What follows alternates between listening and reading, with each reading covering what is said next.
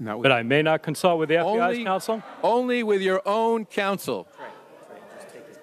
Mr. Chairman, there's no basis for that. He can consult with the FBI counsel. He's an FBI employee. The gentleman is not recognized. And the chairman is not being proper. The chairman is being proper. The witness can't be directed not to confer with his attorney. The FBI is not his attorney. His attorney is seated behind him. If he wishes He's an to employee of the attorney, FBI. as he's already done, he may do so. And his attorney may consult with the FBI attorney?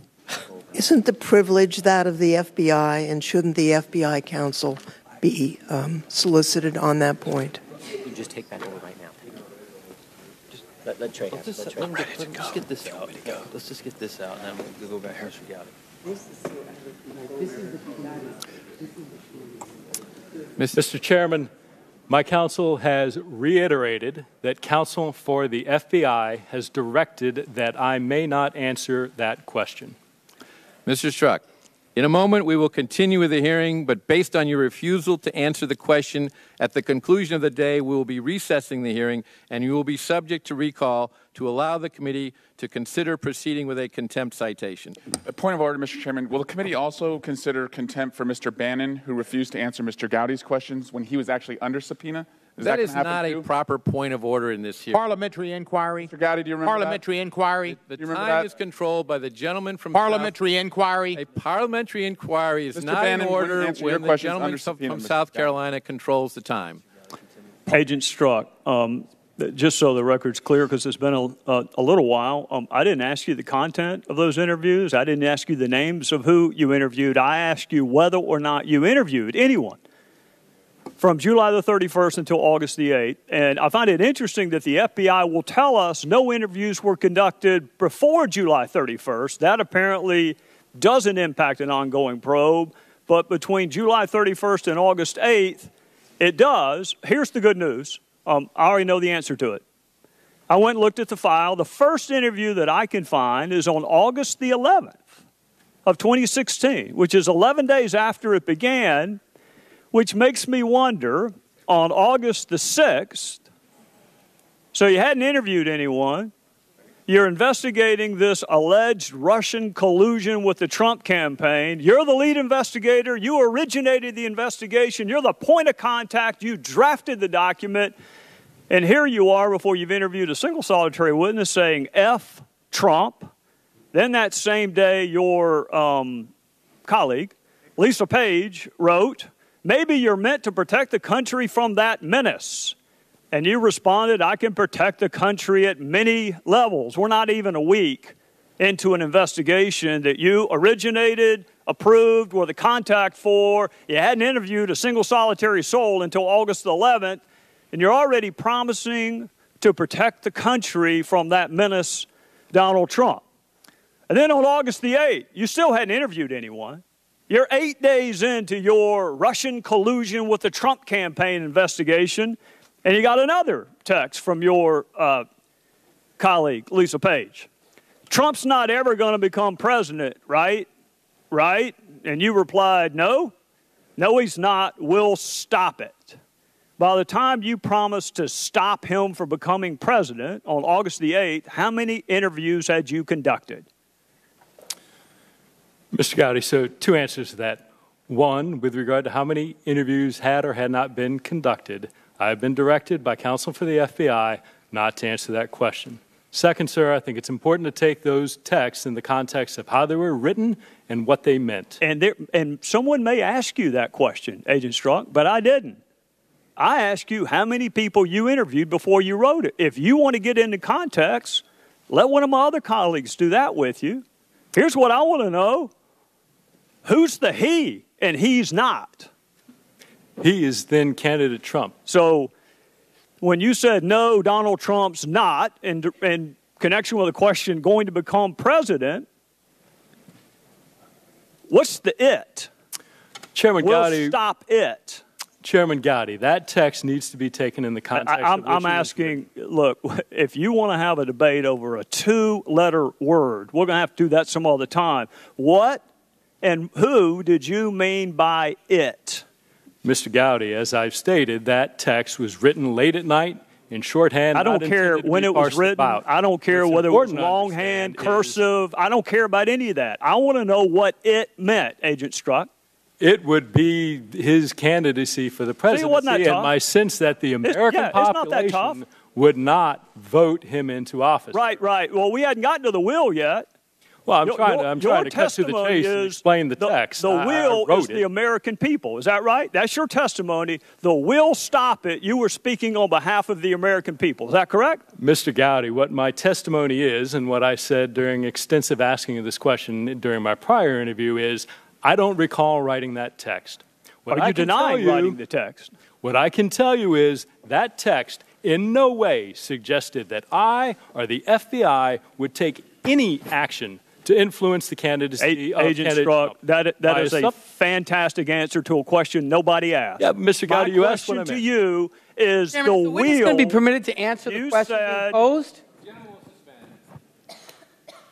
After the conclusion of Mr. Gowdy's questions, if there is a question that he has not had the opportunity to answer, he will be given additional time to do that. The witness will. We look forward to that. Mr. Gowdy's now, and he will not be interrupted by others. So your testimony. His time has a couple of expired, weeks Mr. ago- Chairman. Your By testimony 2.5 a couple of minutes. weeks- It's going to be tough for me to get through it if I keep getting interrupted. Your testimony a couple of weeks ago was the we meant the American people, which I found confusing because on November the 7th, which is the day before the election, you said this. You were concerned that those same American people that you were speaking on behalf of might actually elect Donald Trump president. So you said, OMG, this is effing terrifying. I think we know what effing means.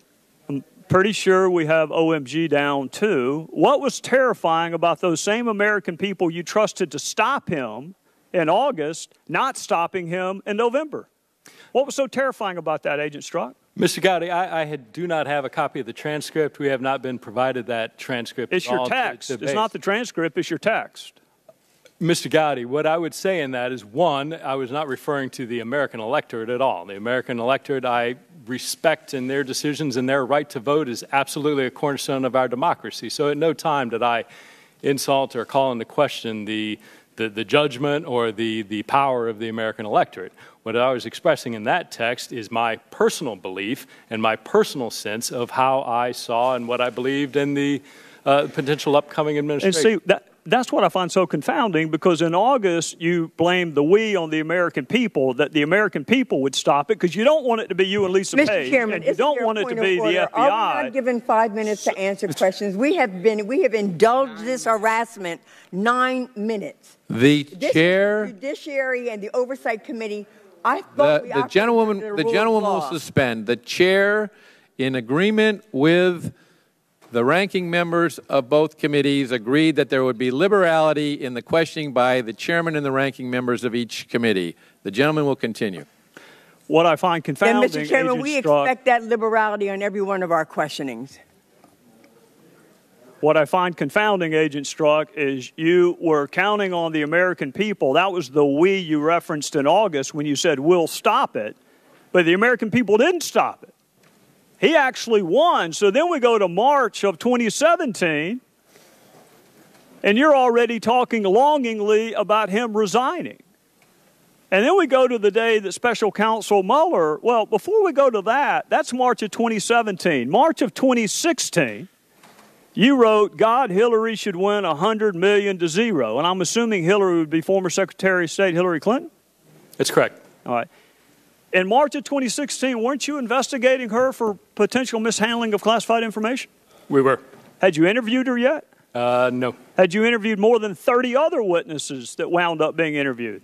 I would have to check the case file, but I'll take your representation. Well, if she had said something incriminating in your interview that took place months later of her, would she have won 100 million to 0 then? Likely not, no. Well, then why wouldn't you wait until the investigation was over before you have her the nominee and winning a general election against an opponent that hadn't even been named yet? 100 million to 0, Agent Strzok? That's how bad she should win? Mr. Gowdy, those personal expressions of my observing the political process of the presidential primaries had no bearing on my actions of any investigation, to include the investigation of Secretary Clinton. You couldn't think of or anybody else. Sir, you couldn't if I think may, of a single person that would not vote for Hillary Clinton for The president? committee will reconvene, and the chair recognizes the gentleman from California, Mr. Issa, for 5 minutes. Thank you, Mr. Chairman. Mr. Strzok, you were part of the Hillary Clinton email investigation. That's correct? Yes. And in that investigation, you were part of the decision for her to and her lawyers to go through emails that were produced during, exclusively used, if you will, during her time as secretary, go through and determine which ones were government and which ones were not, both the classified and unclassified. Is that correct? I was not. You were not involved at all? That's correct. Okay, but you're aware of it? I'm aware of their statements to us about how they did it. And do you think it was okay for Secretary Clinton to determine what could or couldn't qualify for her to turn in under the Federal Records Act? I can't speak to that. That was a decision, my understanding, between her and her attorneys. And okay, but you're aware that in her production she failed to deliver some items that have now been ruled as classified, correct? I'm aware that we recovered information that was not in the material that she turned over. I don't know if it was her failure, the failure of the attorneys conducting that sort, or simply because she didn't have it. I don't know the answer to that question. So I bring up something that came up in the previous rounds. So far, only you have determined what should be turned over from your private emails that, or your non-government emails and text, what should be delivered because it was government in nature. You've made that decision. That's right. And it's your position that nobody else in the way of a government entity should be able to look over your shoulder, so to speak, and make that decision. That's right. So you think it's okay for the target, and you are a target, of an investigation to determine what should be delivered rather than, if you will, the government, right? Sir, I'm not aware of any investigation of which I'm a target. Well, you're a target of our investigation. We think that you had a bias and you acted on it, and that's been made pretty clear. So I'm going to just ask one series of questions very quickly, if I could. You did a number of texts. All of the texts that are presented to us, as far as I know, came from your government phone, correct? I believe that to be the case, yes. So you've made no text available from your private phone, is that correct? That's correct. Did you ever text on your private phone? I did. Did you ever text Lisa Page on your private phone? I did. Did you ever text Lisa Page on your private phone similar text to the ones you did on your government phone? By similar, you mean what? Commenting on Mr. Trump or Hillary Clinton or anything else political in nature. I don't specifically recall, but it's probably a safe assumption that yes, I did. It's likely that they'd be similar. It's a safe assumption. I don't. So your personal phone has likely similar text to the ones that we found on your government phone. That's correct? I would say it has similar expressions of personal belief. Yes. Okay, so in front of you have a one sheet of paper that was presented to you a few minutes ago, and I'm going to just go to a date and then ask you to read your own words. March 4th, 2016. You want me to read this? Yes, please. Yes, sir. OMG, he's an idiot. May 4th, 2016. Now the pressure really starts to finish MYE. July 19th, 2016. Hi, how was Trump other than a douche? Melania? July 21st, 2016. Trump is a disaster. I have no idea how destabilizing his presidency would be. August 6th, 2016. I don't believe I wrote this text, sir. Okay, it's been attributed to you, so we'll go on to the next. Incorrect. August 8th, 2016. Again. And I'll preface it by saying this for context. Ms. Page said, not ever going to become president, right? Right? No, he's not. We'll stop it. Repeat that again. No, he's not. We'll stop it. August 15th, 2016. I want to believe the path you threw out for consideration in Andy's office, that there's no way he gets elected, but I'm afraid we can't take that risk. It's like an insurance policy in the unlikely event you die before you're 40. On October 20th, 2016. I can't pull away and I defer to the chairman whether you or not can just use one letter if you don't mind. What the F happened to our country, Lise? Okay, read it again that way. Sir, did you not, was it not I just wanted to intelligible? hear it You one just more want to time. hear it for Yeah. me to repeat it? Please. Okay, sir. Sure. Happy to indulge you. I can't pull away. What the F happened to our country, Lise? Why in the world do you believe that this committee should not ask for the record of similar text from your private account to find out what else you might have said about insurance policies or about the President of the United States or investigation?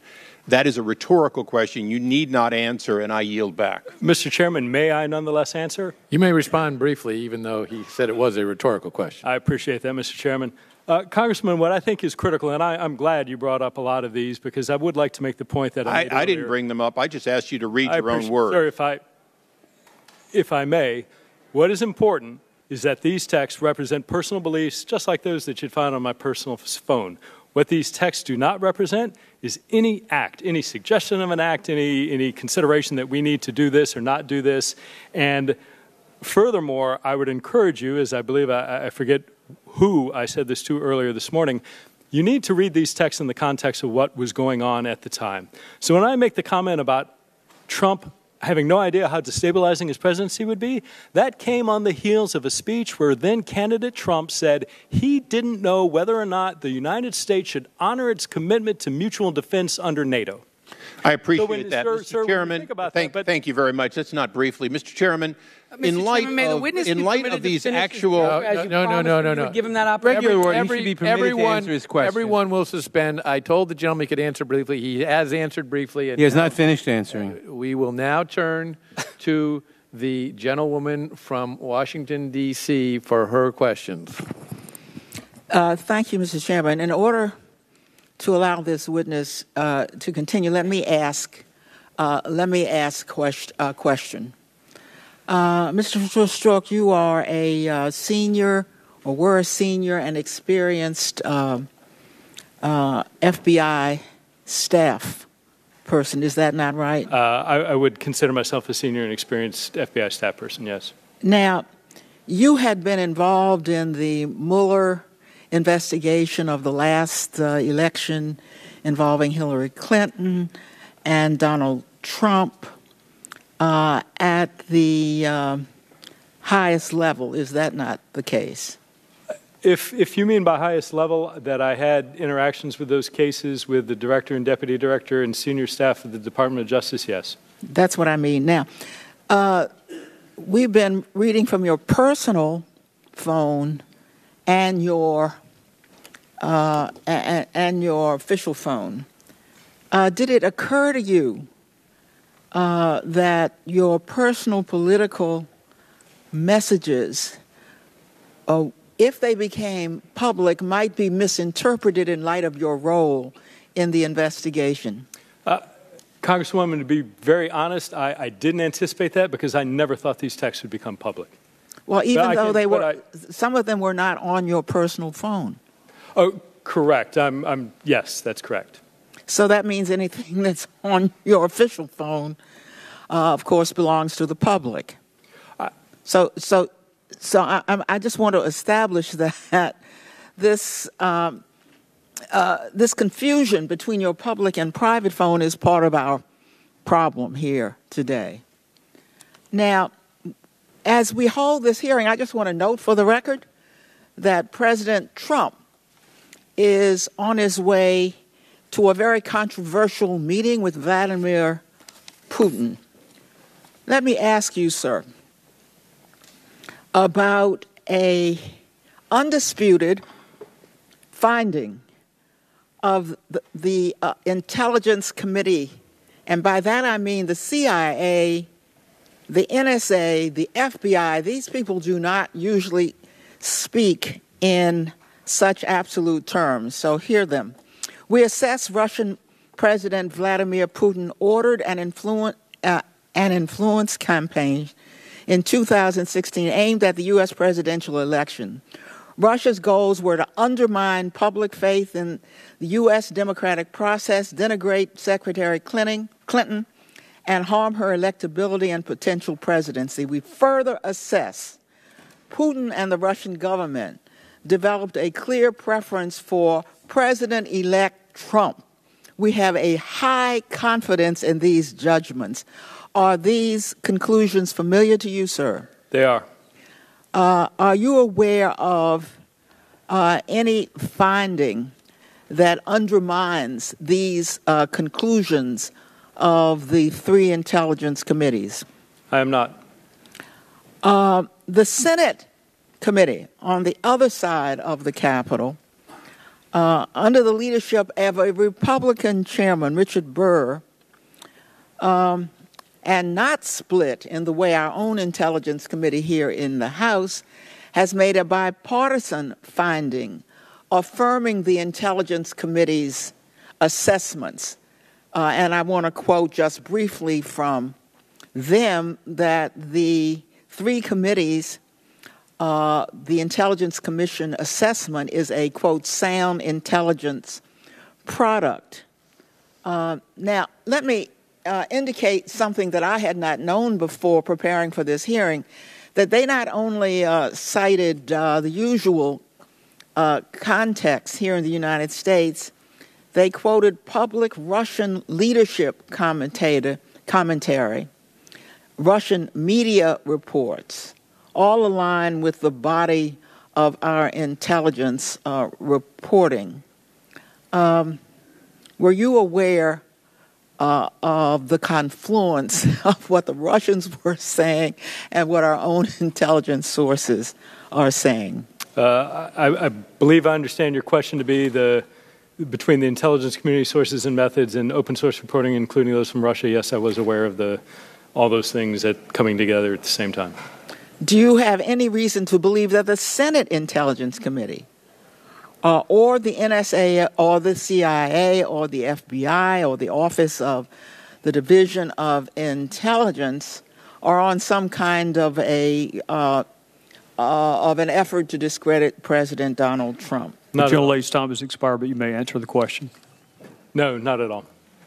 Thank you, Mr. Chairman. Gentlelady from the District of Columbia yields back. The gentleman from Ohio is recognized. Thank you, Mr. Chairman. Mr. Strzok, you were involved in investigating both the matter of Hillary Clinton's private email server and the so-called Russian collusion matter. Is that correct? That's correct. And Ms. Page was also involved in both those. Is that correct? She was not a member of the investigative team for either. She was a senior staff member for Mr. McCabe, who I believe began. But somebody you were communicating with on a fairly regular basis on these matters. Thank you. And you would agree, would you not, that both investigations were supposed to be fair and unbiased? Yes, and that they were.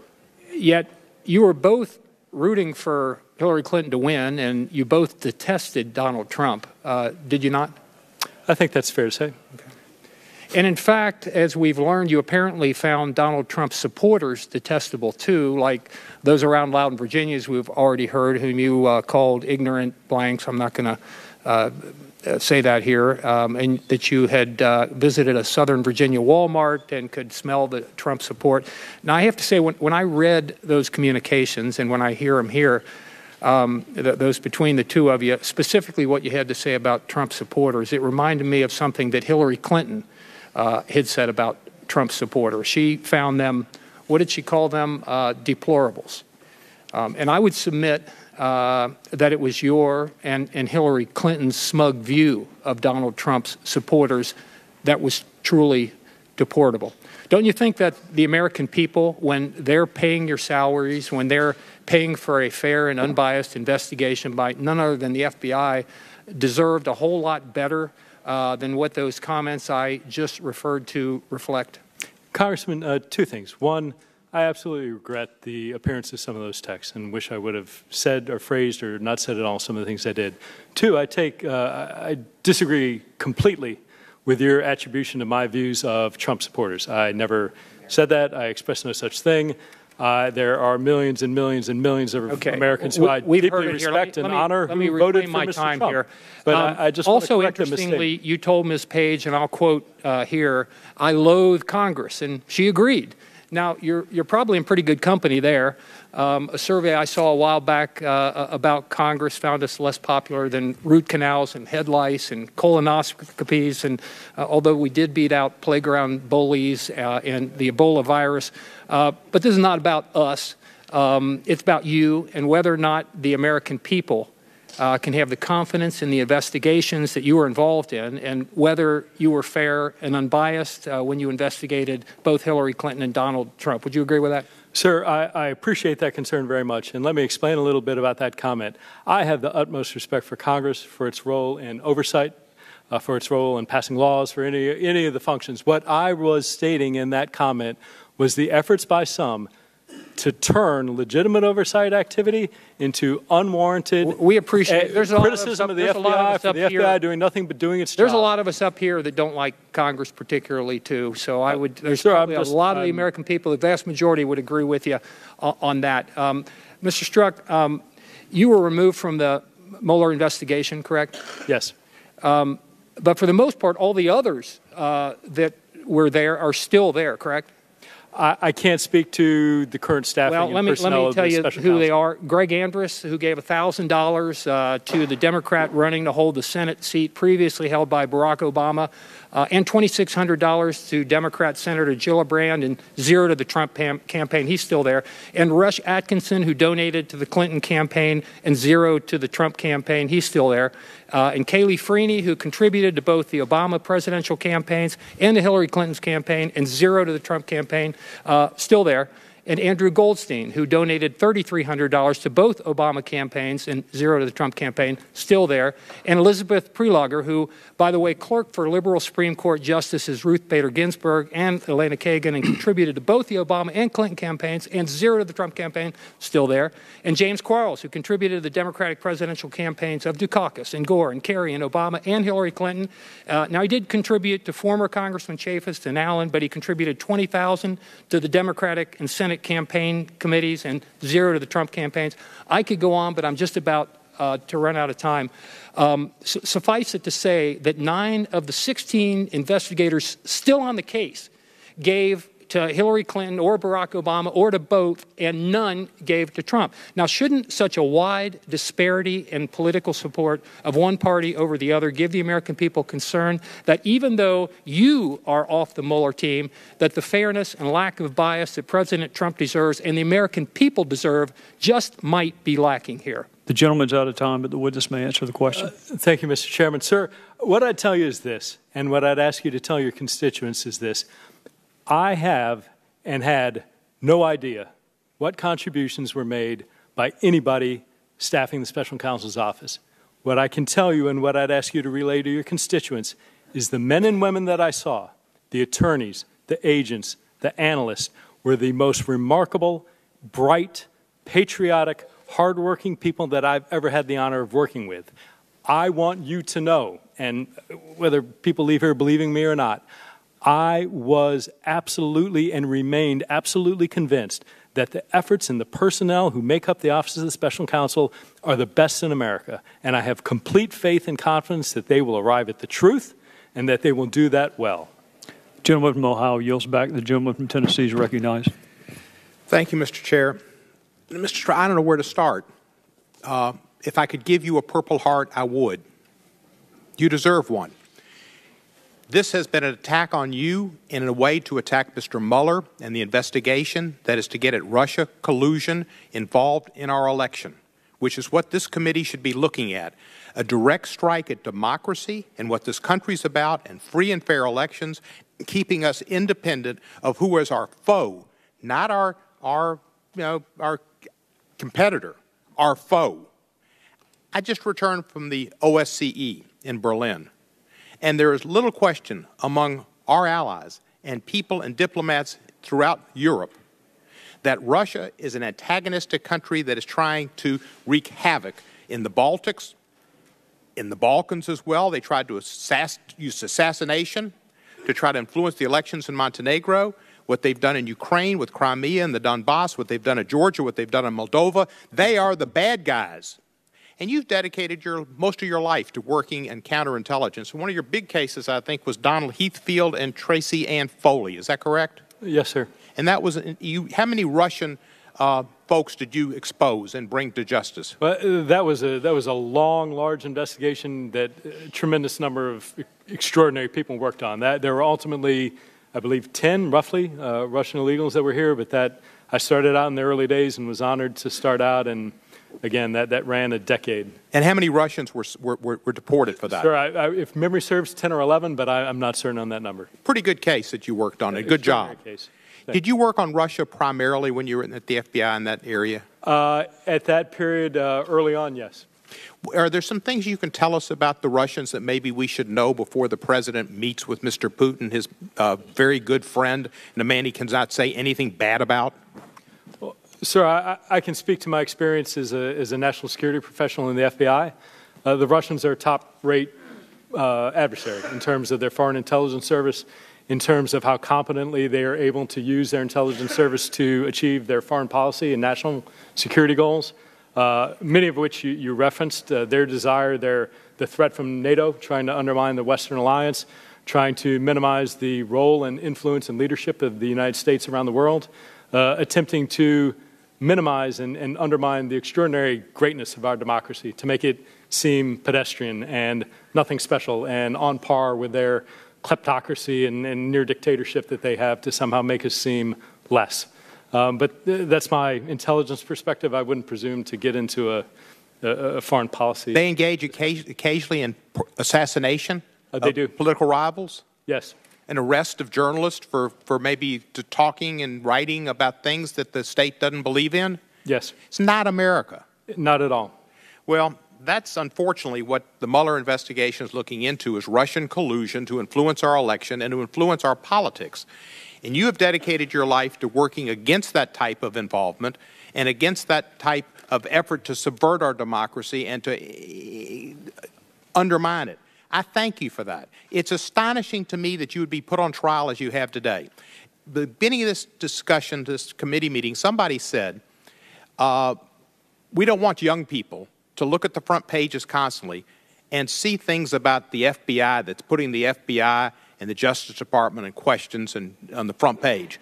Well, I would submit to this committee that the people who are putting that on the front page is this committee, and the people who won't accept what the Investigator General said, that there was no bias involved in the actions of you or others that were investigated. There was found no evidence that the conclusions by the prosecutors were affected by bias or other improper considerations. Rather, we determined they were based on the prosecutor's assessment of the facts, the law, and past department practice.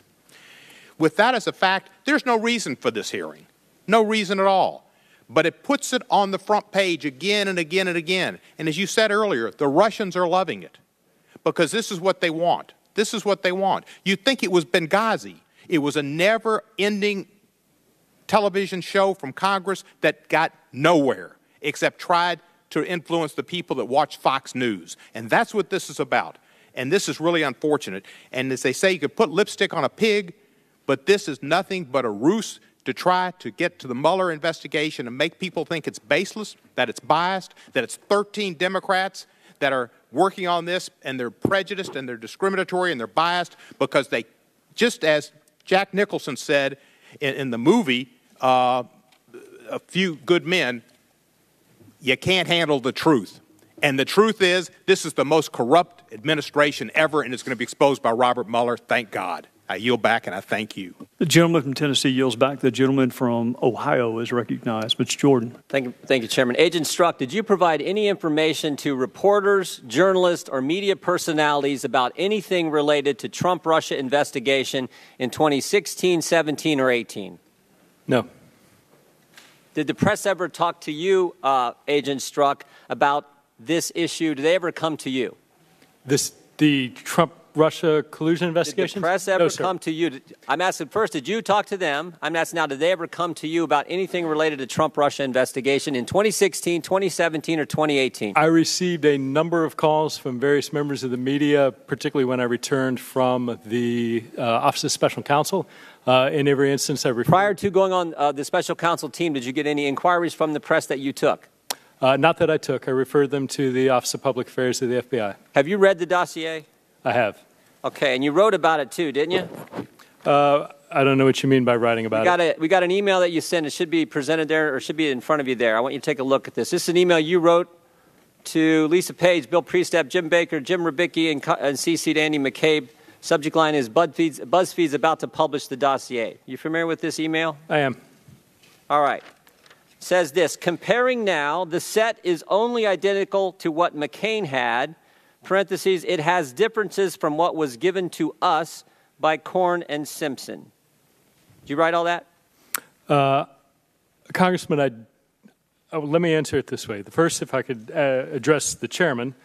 Over the break, I was authorized by the general counsel. Hang on a second. I just want my time stopped if you could. Are you addressing me or the chairman? I'd like to address the chairman the time. because this is all going to come together in an answer. Is there a question you want to direct? No, it's something I wanted to answer your question from earlier based on something I've been told by the FBI. Wait. I think I'm aware of what the FBI told you, and you and I will have another chance to talk about that. But right now, the gentleman from Ohio controls the time. Right. You wrote this. That was the question. So obviously, wait. Look at that. Do you see the from? So Congressman, here's the from line. Do you see the from line? Congressman, I do. It says I Peter understand Strzok. And then it says to Lisa Page and a whole bunch of other key people at the FBI. So did you write it? I did write this. All right. Let me ask you a couple questions about it. It has differences from what was given to us by Korn and Simpson. Who's Korn? Sir, to answer that question, and I would love to answer that question. And every part of me, and you know why I'd want to answer that question, because you have this information. Who's Simpson? I have been, sir, if I may, I cannot answer that question. You wrote about it. It's now public. Who's Korn? Who's Simpson? Based on direction by the FBI, sir, I am not able to answer questions about ongoing investigative matters. I just want to figure this out. Agent Strzok. You're referencing 3 copies of the dossier. The BuzzFeed copy you have, the one John McCain's staff gave to you, and the one that you said you got from Korn and Simpson. The one McCain gave to you and the one BuzzFeed has are identical in your words, but they have the Korn and Simpson one is different. Sir, this is kind of important. It is important, and I want to answer your question. And here's the position that I'm in, Congressman. I have been directed. May I answer your question? Mr. Chairman, may the witness be permitted Mr. to Chairman, answer the question? Mr. Jordan repeatedly asks the question, doesn't let him answer it. The gentleman from Ohio controls the time. I have been directed that I may state that I have read the dossier, that I read the dossier as it came in parts and pieces. You've already told me you read it. And I want to know who Korn and Simpson are. And, sir, what I'm telling you is that I have been directed I may not state the various places where let me ask the you this. FBI I got it. I know what you're saying. Did you ever communicate with David Korn? No. Did you ever communicate with Glenn Simpson? No. Did you ever communicate with Nellie Orr? No. Did you ever communicate with Bruce Orr? Yes. When did you communicate with Bruce Orr? My recollection is somewhere between possibly 3 or 4 or 5 times in the late 2016, early 2017 timeframe. What did you talk about? We talked about investigative matters that Mr. Orr was involved in. Did you talk about the investigation we're focused on here, Agent Strzok? My direction from the FBI is that I may not answer that question, sir. I got it. Let's go back to the email that you sent that you won't talk about. Are there 3 copies of the dossier as evidenced by what you said in this email? Sir, to be clear, I want to talk about this email. I want nothing more than answer your question because you're not talking about it. You're not answering my questions. Are there 3 copies? 3 copies of what?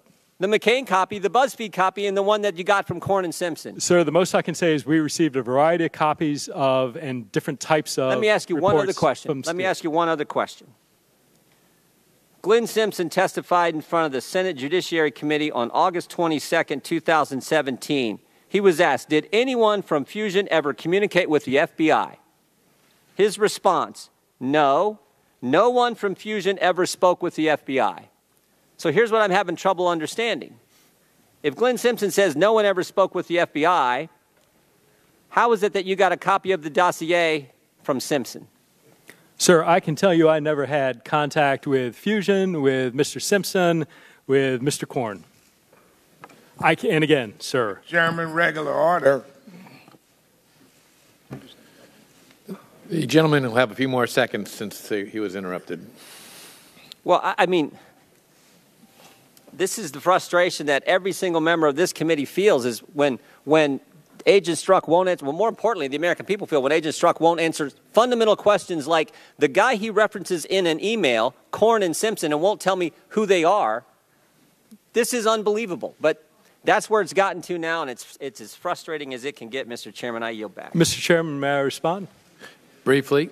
Sir, it is as frustrating to me as it is to you. I can tell you, sir, that I would love. Well, you know what, Agent Strzok? Mr. Chairman, may the witness be permitted to answer. If it's so, if gentlemen will suspend. If it's so frustrating, answer the question. If you'll allow him to, I'm sure he will. He has never answered the question who Corn and Simpson are. Him. We're about the gentleman instruct the gentleman from Ohio to stop badgering and allow him to answer the question. We're about to move on. The gentleman from Ohio's time's expired. And we're about to move on where Mr. Strzok can answer a question that he refused to answer earlier on advice of counsel. And I'm going to yield to Mr. Gowdy for the purpose of doing that right now. Mr. Chairman, before Mr. Gowdy starts, may I respond to Mr. Jordan? Very briefly. Very briefly, sir. I would love to do that. There is an appropriate time for oversight, and as you well know, that is at the end of an investigation once it's concluded. I am certain Congress will absolutely have the opportunity to look at any investigation once it's closed, ask all these questions, and I would love to answer each and every one of your questions Mr. once Strzok, the FBI allows me and the investigation. We already know that done. answer from you, and you have already been advised that you can answer the questions here, because guess what? This is the United States Congress where you're testifying, not under the jurisdiction of the Federal Bureau of Investigation. Mr. Chairman, we cannot be asking about an ongoing investigation that is sabotaging an ongoing investigation by this committee. And that's what he's not cooperating with, and we should not do it. It is, and he cannot cooperating with that. It is. These questions are table-setting questions regarding the formation of this, and he can answer those questions. But he cannot answer questions regarding an ongoing investigation. That he can, and so Mr. He's Gowdy's been advised by the FBI that he cannot. No, he's been advised that he can, and Mr. Gowdy's going to again ask his question. Gentleman from Ohio has asked for 15 seconds. So, Agent Strzok, who's being square here? Glenn Simpson says no one from Fusion spoke with the FBI. You say in your email, we got a copy of the dossier from Simpson. Mr. Chairman, regular order. We will have regular order, and we'll revisit that question. Now the chair recognizes the gentleman from South Carolina. Agent Strzok, between July 31st, 2016 and August Mr. Chairman, 6th. regular order. This is regular order. The gentleman refused to answer the question earlier. He has now been advised, and I have been advised by the FBI that he may answer the question that was in order earlier, and he's now going to answer the question. But, Mr. Chairman, Republicans have controlled the time. Now the time goes to the Democrats. The gentleman will be recognized shortly. Agent Strzok, between July 31st, 2016 and August 6th, 2016, how many witness interviews did you conduct as part of the Russia-Trump campaign alleged collusion investigation? I don't recall, and I'd have to check the case file. We waited all that time for that answer? Yes, sir. That's eerily similar to what you said a couple hours ago. Sir, I am telling you, and I would reject the characterization that I refuse to answer anything. I want to answer these questions. Well, I'm going by the direction that I received from the FBI. I just asked you one, and I'm looking for a number. Sir, and my answer I'm looking for a number.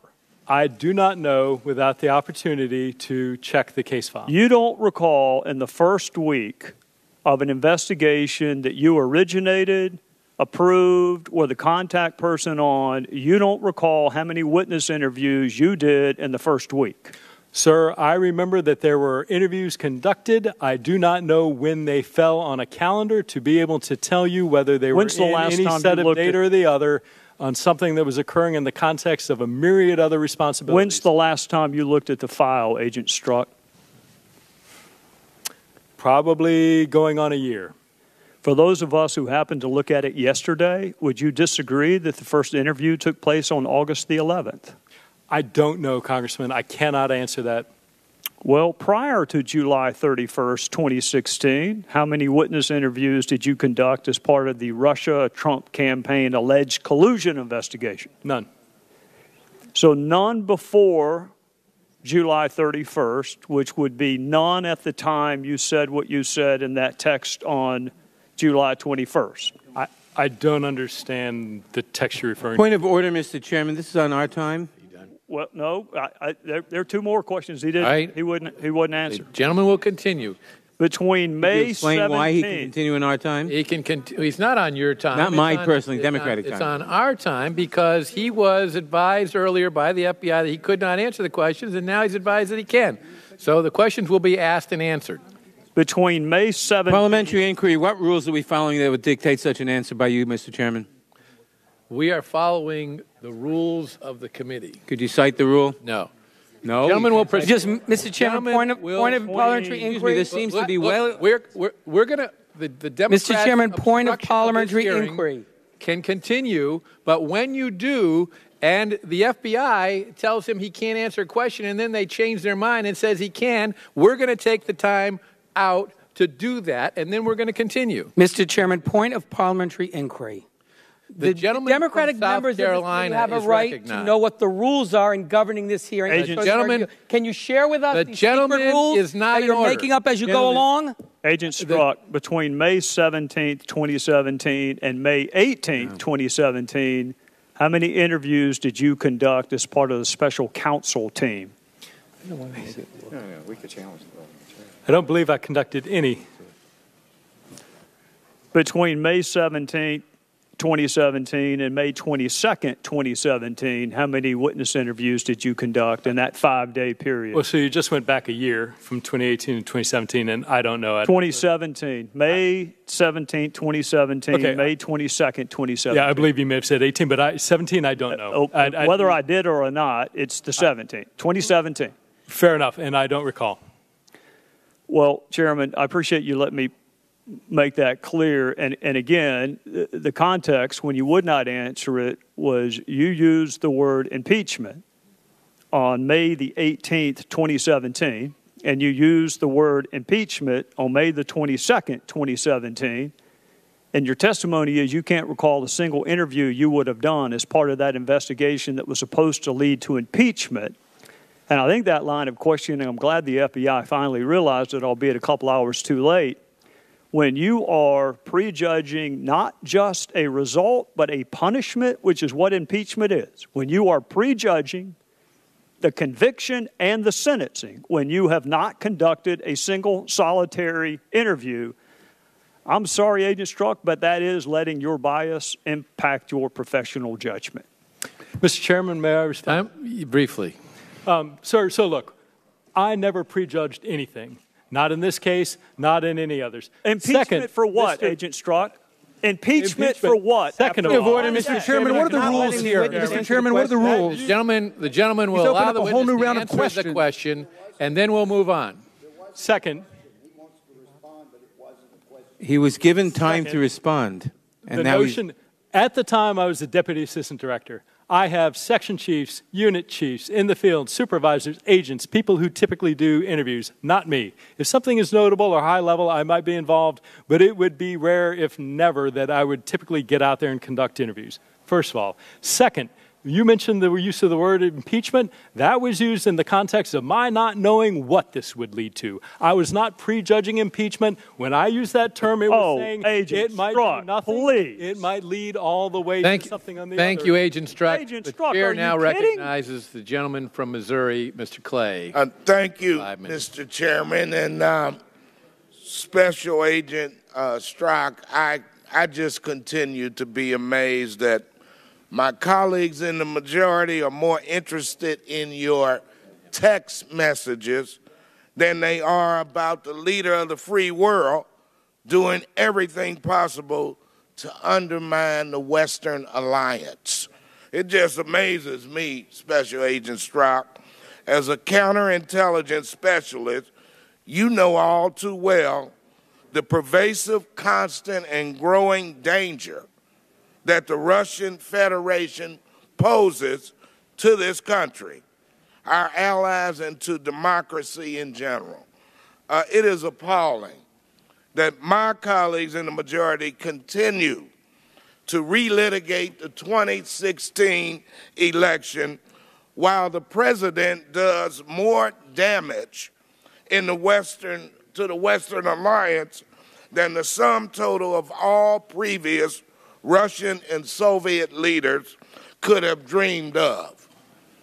And it is remarkable that Mr. Trump accused our trusted ally Germany of being, and I quote, totally under the control of Russia.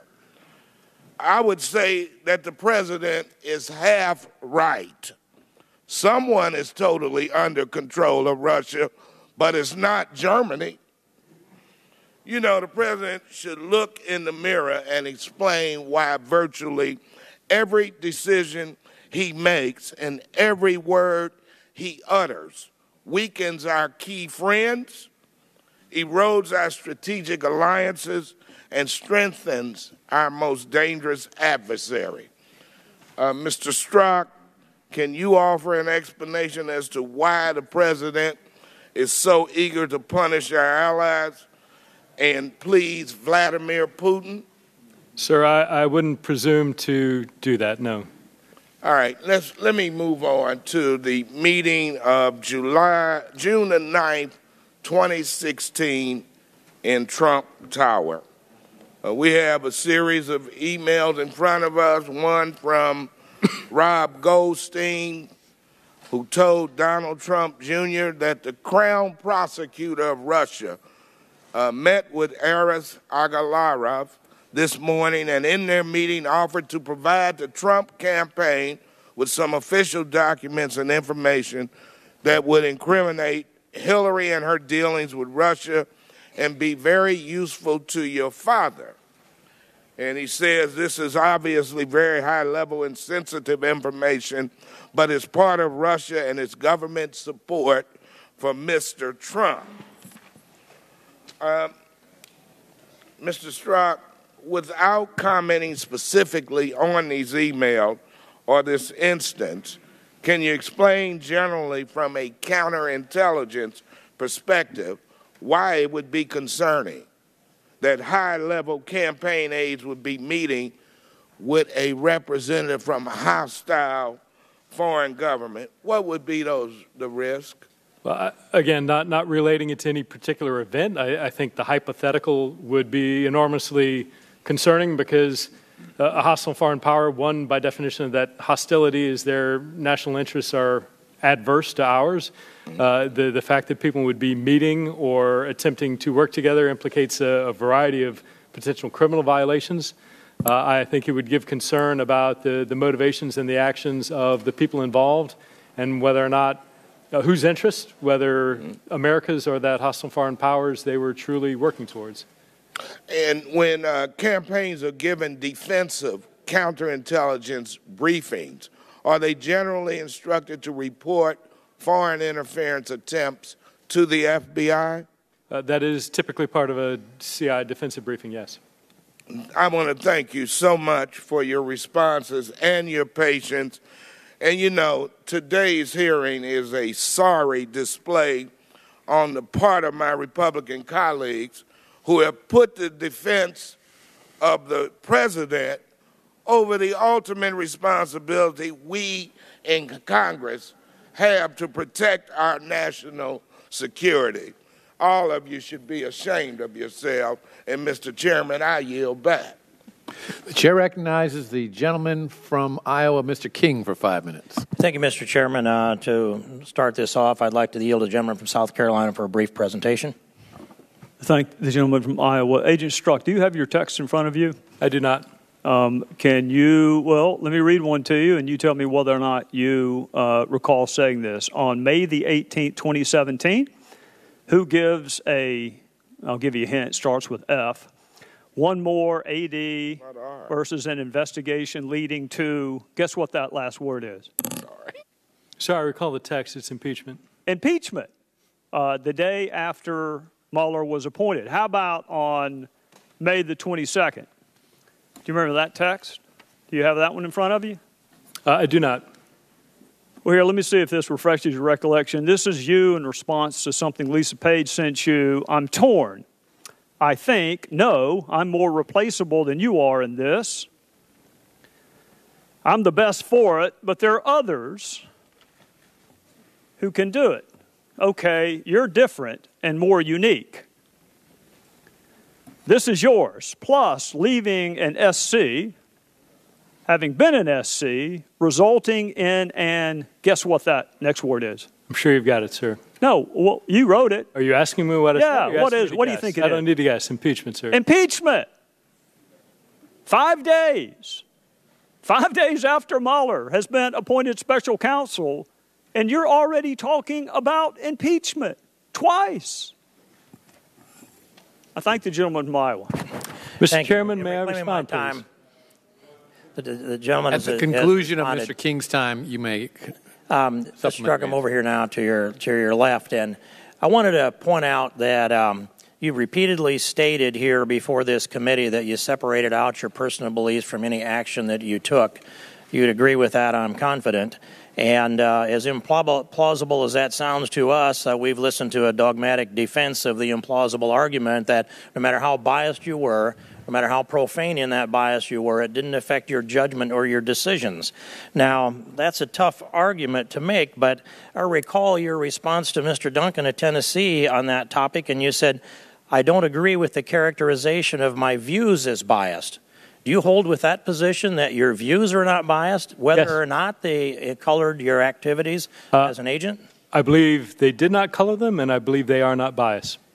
The derogatory texts that you delivered that have been before this committee for the better part of this day don't reflect a bias. They don't, sir. And why? Because So not a single representative of the IG has been able to demonstrate a single act, not one indicating bias. Not one. Reclaiming my time, Mr. Strzok. It's one thing to say that you found a way to wall off your bias, but it's not possible to take under oath and tell the American people and this committee that there's not bias. If there's the evidence of this bias is replete throughout these documents that we have. Let me take you another place. Were you involved in the questioning of Hillary Clinton on July 2nd, 2016? Yes, I was. I'm pausing because I think it was second or third, but if you represent it's the second, it's the second. The second is the date that I believe we worked with. But in any case, in that room, how many agents were in that room? 3, including myself. And were there any other representatives of the executive branch of government? There were. And who were they? 5 attorneys from the Department of Justice. 5? Yes, sir. 5 attorneys from the Department of Justice and 4 then from the FBI? No, sir. Including yourself? No, sir. A total of 8 people. 3 FBI, 5 DOJ. Agents. And then the people in the room with Hillary Clinton were Carol Mills, Secretary Heather Samuelson. Clinton, 1, 2, 3, I believe 4 other attorneys, 4 or 5. Sir. I see. And did you record any of that interview? And can you tell me how long that took? We did not record it. My recollection is that it took several hours. I don't recall the exact time. And then what documents would you have that memorialize the interview? An FD 302 is created based on the notes taken by the participants in the interview. And how many of those 8 agents or officers had their notes that took notes in that room? I don't know. I know the 2. Do you have yours? I did. I believe some, and I know the 2 agents did. I don't recall about the DOJ attorneys. I want to ask you to reconstruct. Who were those agents?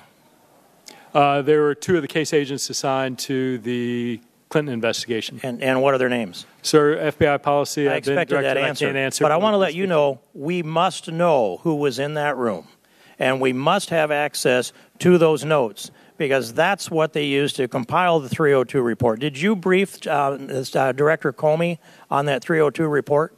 Well, Sue, 2 things. Going back to the 302, it is relying on notes, but it's also drafted based on the memories of the agents participating in it. Notes and memory. Notes are not complete. But yes, my recollection is I did brief Director Comey on the results of that interview. And we will be asking for the specifics on that data that you are knowledgeable of. And I'd ask the chairman if you would be willing to issue a subpoena for the texts that Mr. Strzok testifies as are not work-related. I believe there's a very good chance they are work-related. And the balance of this for the information on who was in the room on that date when Hillary Clinton was interviewed, which officers from the FBI, which officers from the DOJ, and let's call them to this Congress and get their testimony on what took place inside that room, Mr. Chairman. We will take your request under advisement. The time of the gentleman has expired. I told Mr. Strzok he could briefly respond to Mr. Gowdy's. Sir, yes, thank you. And if I may, just briefly to Mr. King, sir, right? First, I am asserting to you that my personal belief did not constitute bias. Every American has political belief, every single one, and I would submit to you that the vast, vast majority of those people are not biased individuals. So that is a comment I'd like to make to you. By your testimony, I'm free from that allegation for myself for life, Mr. Strzok. Mr. Chairman, if I can respond to you. My mentions of the word impeachment, if you look at the selective text that you've chosen and you expand that look to others, you will see that in no way did I prejudge that outcome. In fact, what you've conspicuously omitted, is a statement I made expressing concern that I'm not sure there's a big there. What that clearly demonstrates, sir, is I had prejudged nothing. What it clearly demonstrates was I was looking at one potential outcome being impeachment. I was simultaneously looking at the polar opposite outcome, that there might be nothing, that there might be no criminal activity whatsoever. And I think it's fair that you take texts in the totality of the context in which they're made. The chair recognizes the gentleman from Georgia, Mr. Johnson, for 5 minutes. Thank you, Mr. Chairman. Mr. Strzok, you are a special agent for the FBI. How long? Going on 22 years, sir. And you Actually, pretty much that's just over 20, sir. You pretty much spent your professional career at the FBI. Is that correct? That's correct. And the Republicans on this committee seem to be obsessed with your text messages, but during your long career with the FBI, you've accomplished quite a bit more than simply leaving a text message trail. Is that correct? I've had the privilege of working on an extraordinary number of very great cases. Well, you rose through the ranks of the FBI to, at one point, become chief of the counter-espionage section at the FBI. Is that correct? Yes.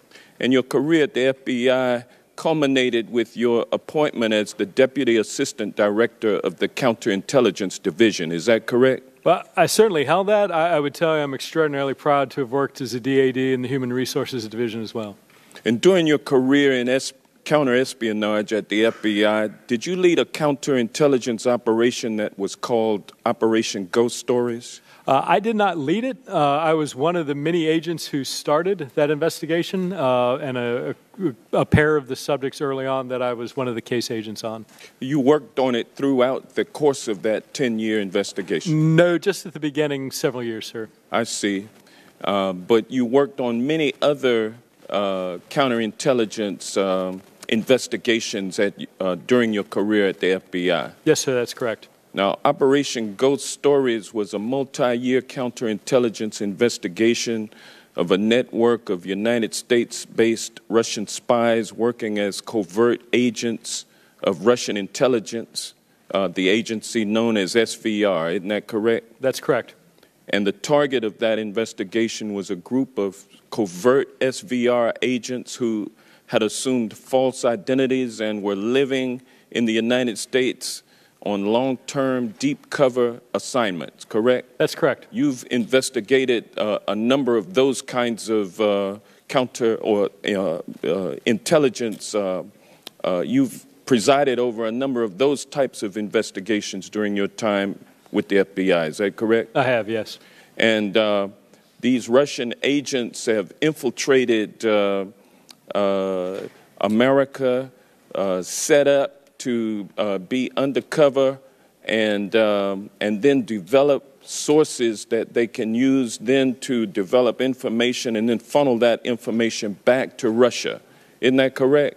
Yes, to develop that information from the United States and other denied areas from within our government. And as soon as you find one cell, if you will, of Russian spies, take them down, there are also other cells working throughout America. Isn't that correct? That's generally correct. And it was your job to keep on top of that kind of activity. Yes. You led a team of FBI agents who did nothing other than counterintelligence investigations for the FBI. Is that correct? Yes. And you were successful in arresting and prosecuting numerous individuals for espionage and other crimes against the United States of America. Isn't that correct? Me as part of a large number of very competent, talented folks, yes. And, sir, you've gained a great deal of intelligence about Russian spying activities, their methods and sources as they operate in the United States and in other allied nations. Isn't that correct? Certainly true within the United States and to a lesser extent overseas. And you've used your skills to keep America safe. I have, sir. It's my proud duty to have done so. There's a lot more to your career than a few emails. Isn't that correct? And text messages. Absolutely, sir. So to boil it down to that is really a disservice to you. I think as opposed to the Republicans here being so desperate to find a way to discredit the Mueller investigation by discrediting you as a person, I think rather than they doing that, we should be honoring you for the work that you have done over the last 22 years to keep this nation safe. And this hearing is a reckless abuse and misuse of congressional authority. I'm looking forward to Republicans finishing the hell up with this damn Peter Strzok text message investigation. And with that, I'll yield back. The chair recognizes the gentleman from Texas, Mr. Gomert, for 5 minutes. That would be right here. Sir. Mr. Strzok, you said earlier in this hearing you were concerned about a hostile foreign power affecting our election. Do you recall the Intelligence Community Inspector General, Chuck McCulloch, having an investigation into an anomaly found on Hillary Clinton's emails? I do not. Well, let me refresh your recollection. The Intelligence Community Inspector General, Chuck McCulloch, sent his investigator, Frank Rucker, along with an ICIG attorney, Jeanette McMillan, to brief you and Dean Chappelle and two other FBI personnel that I won't name at this time about an anomaly they had found on Hillary Clinton's emails that were going to and from the private unauthorized server that you were supposed to be investigating. Now, do you remember it? I remember meeting Mr. Rucker on either one or two occasions. I do not remember the specific content or discussions. Well, I'll help you with that too then. Mr. Rucker reported to those of you, the four of you there, in the presence of the ICIG attorney, that they had found this anomaly on Hillary Clinton's emails going through her private server. And when they had done the forensic analysis, they found that her emails, every single one except for four, over 30,000 of them, were going to an address that was not on the distribution list. It was a compartmentalized bit of information that was sending it to an unauthorized source. Do you recall that? Sir, I don't. Well, he went on to explain it, and you didn't say anything. No. You thanked him, you shook his hand, but the problem was that it was going to an unauthorized source that was a foreign entity unrelated to Russia, and from what you've said here, you did nothing more than nod and shake the man's hand when you didn't seem to be all that concerned about our national integrity of our election when it was involving Hillary Clinton. So the forensic examination was done by the ICIG, and they can document that, but you were given that information and you did nothing with it. And one of the things I found most egregious with Mr. Horowitz's testimony. And by the way, Horowitz got a call 4 times by someone wanting to brief him, leaving messages telling him about this, and he never returned the call. He had 500 pages of bias that he gave us, and then he threw a bone to the Democrats and said, but we can't find bias. And let me tell you, when you have text messages, Mr. Strzok, the way you do, saying the things you did, you'd been better off coming in here and say, look, that was my bias. And you kind of get around to that a little bit when you say, hey, you know, everybody's got political views. Those are called biases, and we all have them. And you have come in here and said, I had no bias. And you do it with a straight face. And I watched you in the private testimony you gave. And I told some of the other guys, he is really good. He's lying. He knows, we know he's lying. And he could probably pass a polygraph. It's amazing. Mr. Chairman. No, this is my Mr. time, Chairman, I'm sorry. Point of order. This point of order. No. The gentleman will state his point of order. A member of this committee just asserted that this witness, who is under oath and a former agent of the FBI, lied. There is no evidence that. I ask him to withdraw it. I do not withdraw it. He is not a member of Congress. It's not a violation of the rule. And just as you have been expressing bias through your members about what a hero there is not a single person on this committee who has ever characterized a witness gentleman as from lying. Rhode Island. Gentlemen, it's my time. That's a disgrace. Gentleman from Rhode Island will suspend. Him. No, the disgrace is what this man has done. The gentleman from Texas will suspend for a moment. There is the disgrace. And it won't be recaptured anytime soon because of the damage you've done to the justice system. And I've talked to FBI agents around the country. You've embarrassed them. You've embarrassed yourself. And I can't help but wonder when I see you looking there with a little smirk, how many times did you look so innocent into your wife's eye and lie to her about Lisa? Mr. Chairman, this is outrageous. The credibility of a witness Shame is on always you. an Mr. issue. Mr. Chairman, please. Mr. Chairman, this is intolerable harassment of the witness. What's wrong with that? You need your medication.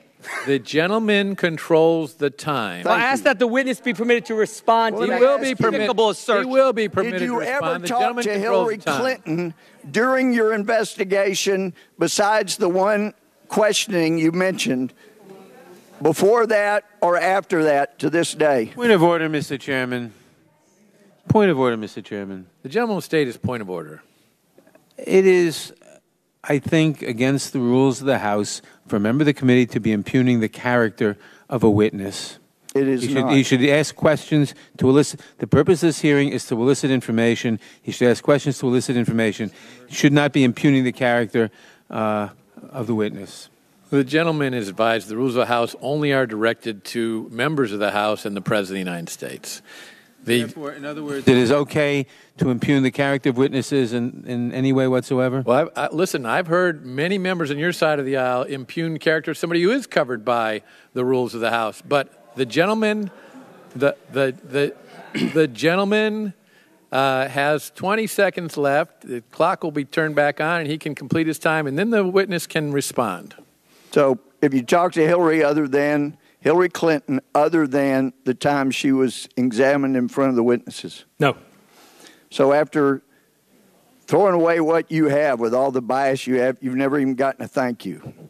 I yield back. The gentleman may respond.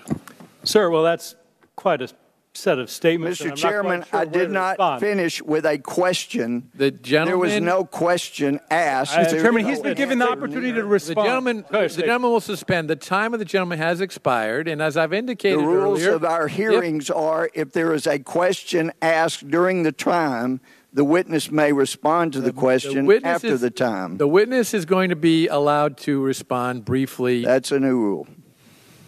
Sir, first, I assure you, no question. Under oath, as I spoke also during my interview a week or two ago, I have always told the truth. The fact that you would accuse me otherwise, the fact that you would question whether or not that was the sort of look I would engage with in a family member who I have acknowledged hurting, goes more to a discussion about your character and what you stand for and what is going inside you. It's to your credibility, and you lost your credibility. Both individuals. You've lost your credibility. While That's I doubt the it problem. plays well Gentleman to from America, Texas will, I'm not sure will it plays the well. gentleman from Texas will suspend. The witness has had ample opportunity to express his feelings about that, and now the chair recognizes the Mr. Chairman, there's a Deutsch. discussion about the representative's first assertion about what the ICIG said that I would like to respond to. Very briefly. Very briefly. I have no recollection of that conversation. I can tell you I am not a computer forensic expert. I can tell you that every allegation that we had, and ICIG was a great and close partner, every allegation that we had, whether from them or anybody else, was forwarded to experts who looked at it. The scores and scores of servers and BlackBerries and emails and everything we got were combed over carefully by the FBI's experts to see if there's any indicia of intrusion. But you don't recall going over those emails, correct? Gentlemen will suspend. I have no idea what you're talking about, and frankly, and the witness will suspend as well. I do not know what you're talking about. That you is just enough. Can't let a witness go on forever. When the fact is, you never did anything Chairman, about those. order. Correct? Regular order.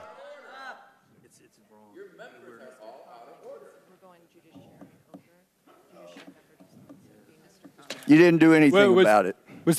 Sir, if there was a lead, I gave it to the team. Unequivocally. The gentleman, there was nothing along the lines that was not addressed. Well, that'll come out. Mr. Gomer, you will suspend. Mr. Deutsch, I apologize. I've been instructed by the ranking member that we're going committee to committee, so the next gentleman who's going to be recognized is the gentleman from Virginia, Mr. Connolly, for 5 minutes. Wow.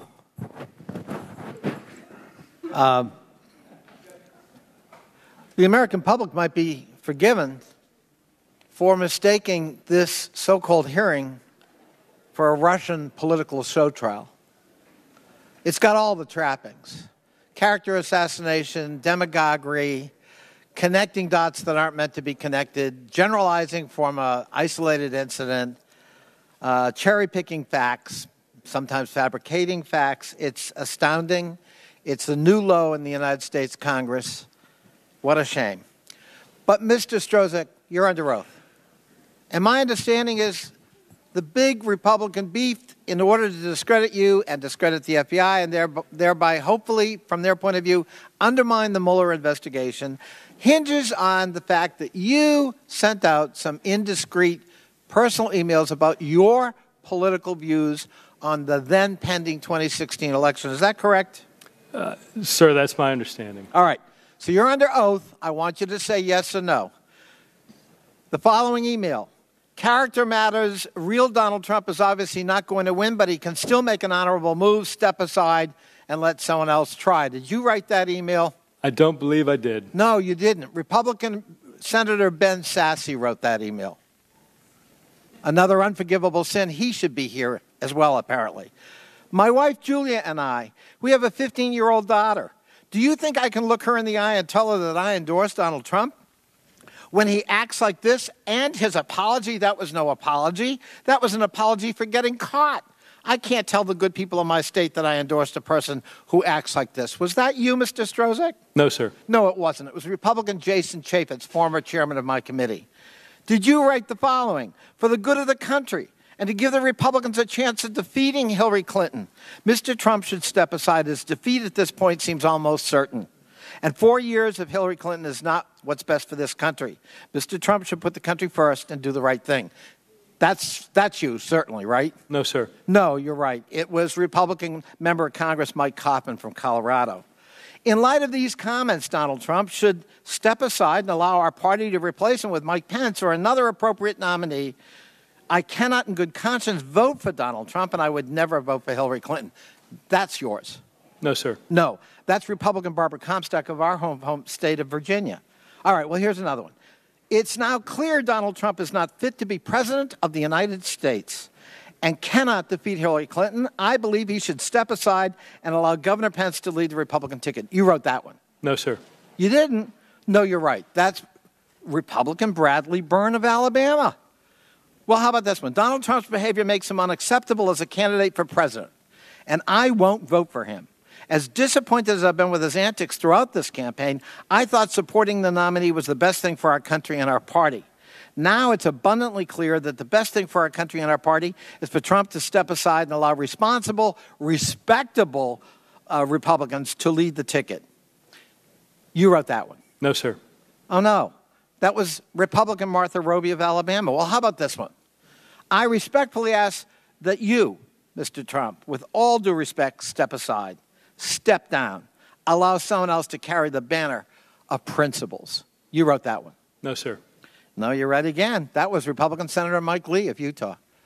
So it sounds like when you were writing these emails in the heat of the campaign, you had a lot of good company on the Republican side of the aisle. And now you're an orphan. I wonder what changed. But your opinion was hardly a striking one, hardly unusual, especially where you and I live, Northern Virginia. Is that correct? Yes, sir.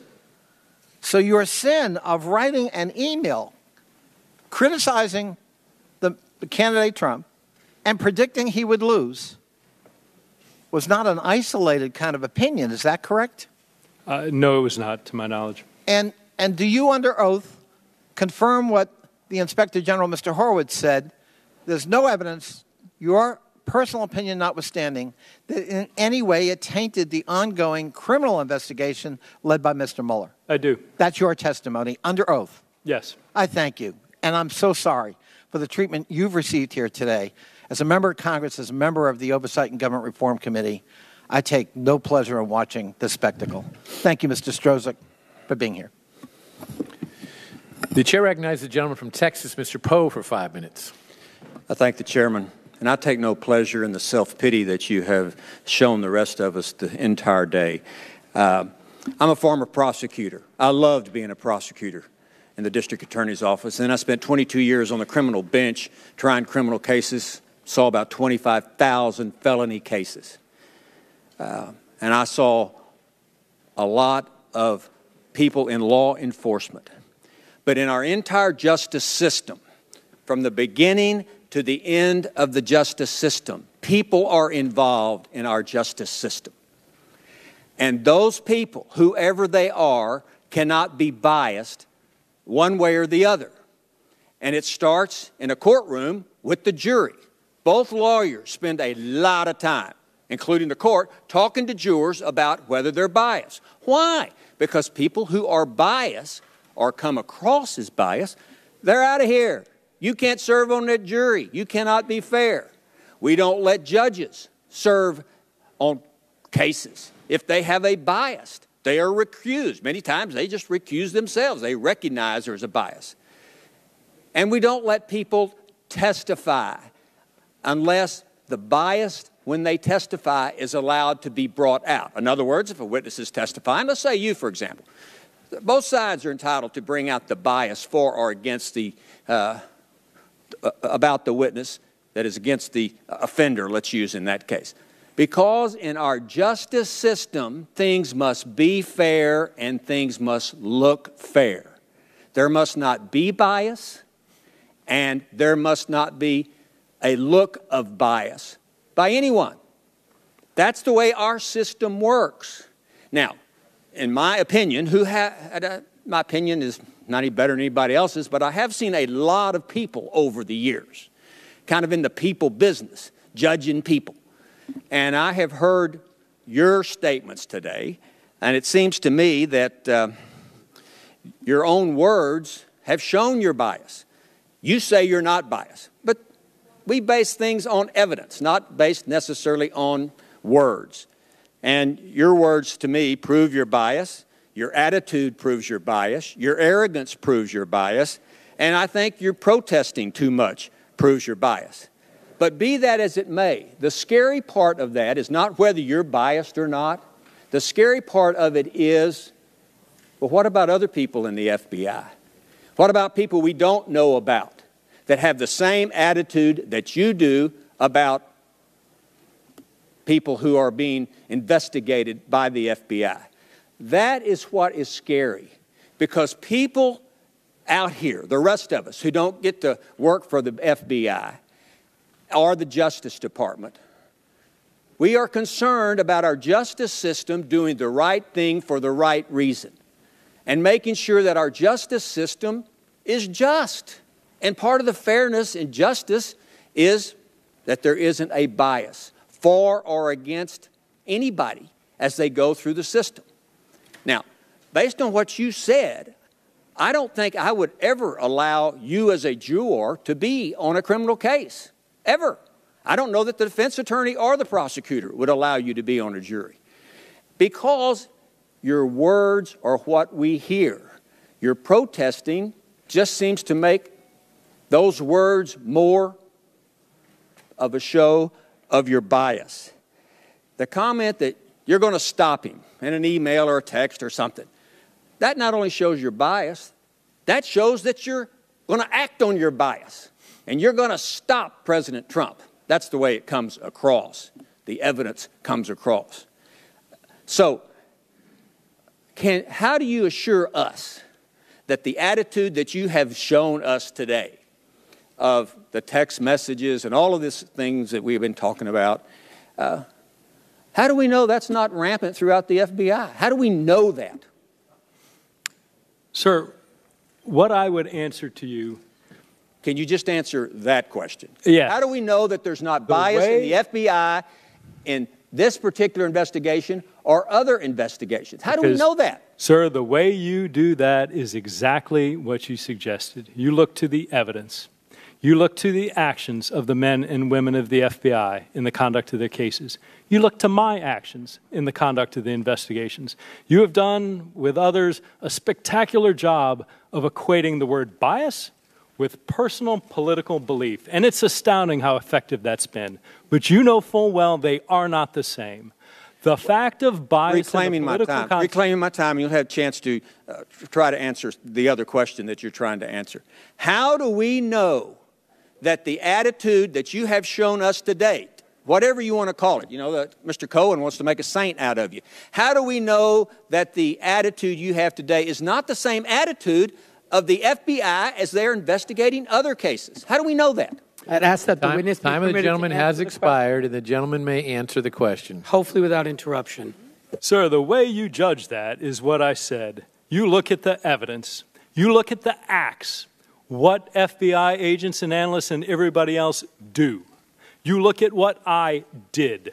You look at what the Inspector General concluded, not only me, but all the agents and assistant directors and EADs and DDs and everybody involved in the investigation, and you see that the evidence unequivocally is there is no act of bias. So this false assertion that you're making that political personal belief must equal bias, that somehow we've merged those two words together in the dictionary, is one of the triumphs of what's been going on recently that I cannot disagree with more. A judge asks jurors, are you able to set aside your personal opinions and render a judgment based on the facts? Sir, you know that based on your extensive experience. What I am telling you is that I and the other men and women of the FBI every day take our personal beliefs and set those aside in vigorous pursuit of the truth wherever it lies, whatever it is. And I don't believe you. Time I'll of the yield gentleman back. has expired. The chair now recognizes the gentleman from Florida, Mr. Deutsch, for 5 minutes. I thank the chairman. Let's be clear about what's going on here. We understand that President Trump doesn't like this investigation. We understand that. That's clear.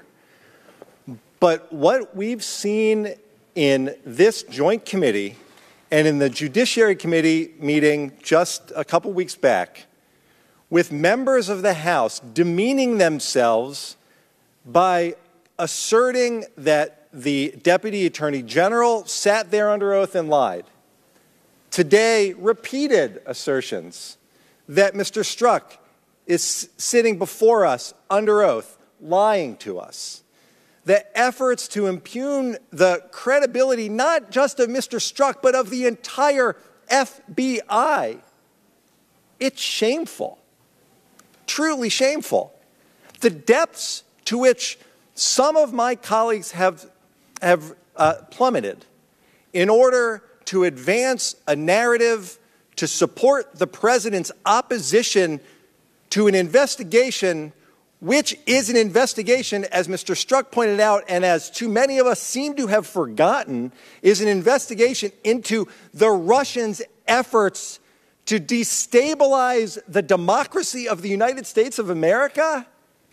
I wish that the attacks that have been leveled against Mr. Strzok, the attacks on Rod Rosenstein, the attacks on our FBI director, I wish there was even a slight degree of that same fervor directed against what the Russians did in 2016 so that we could get to the bottom of that and anticipate what they're trying to do this November and in 2020. Now, Mr. Strzok, this is the Inspector General's report. The number one finding in this Inspector General's report is that the FBI should not discuss ongoing criminal investigations. That's what the IG said Director Comey did wrong. The IG said he shouldn't have done it. The IG went into great detail about the long-standing practice and the reasons for that practice to protect the integrity of ongoing criminal investigations. In this case, the investigation that I just referred to, a direct attack by a foreign adversary.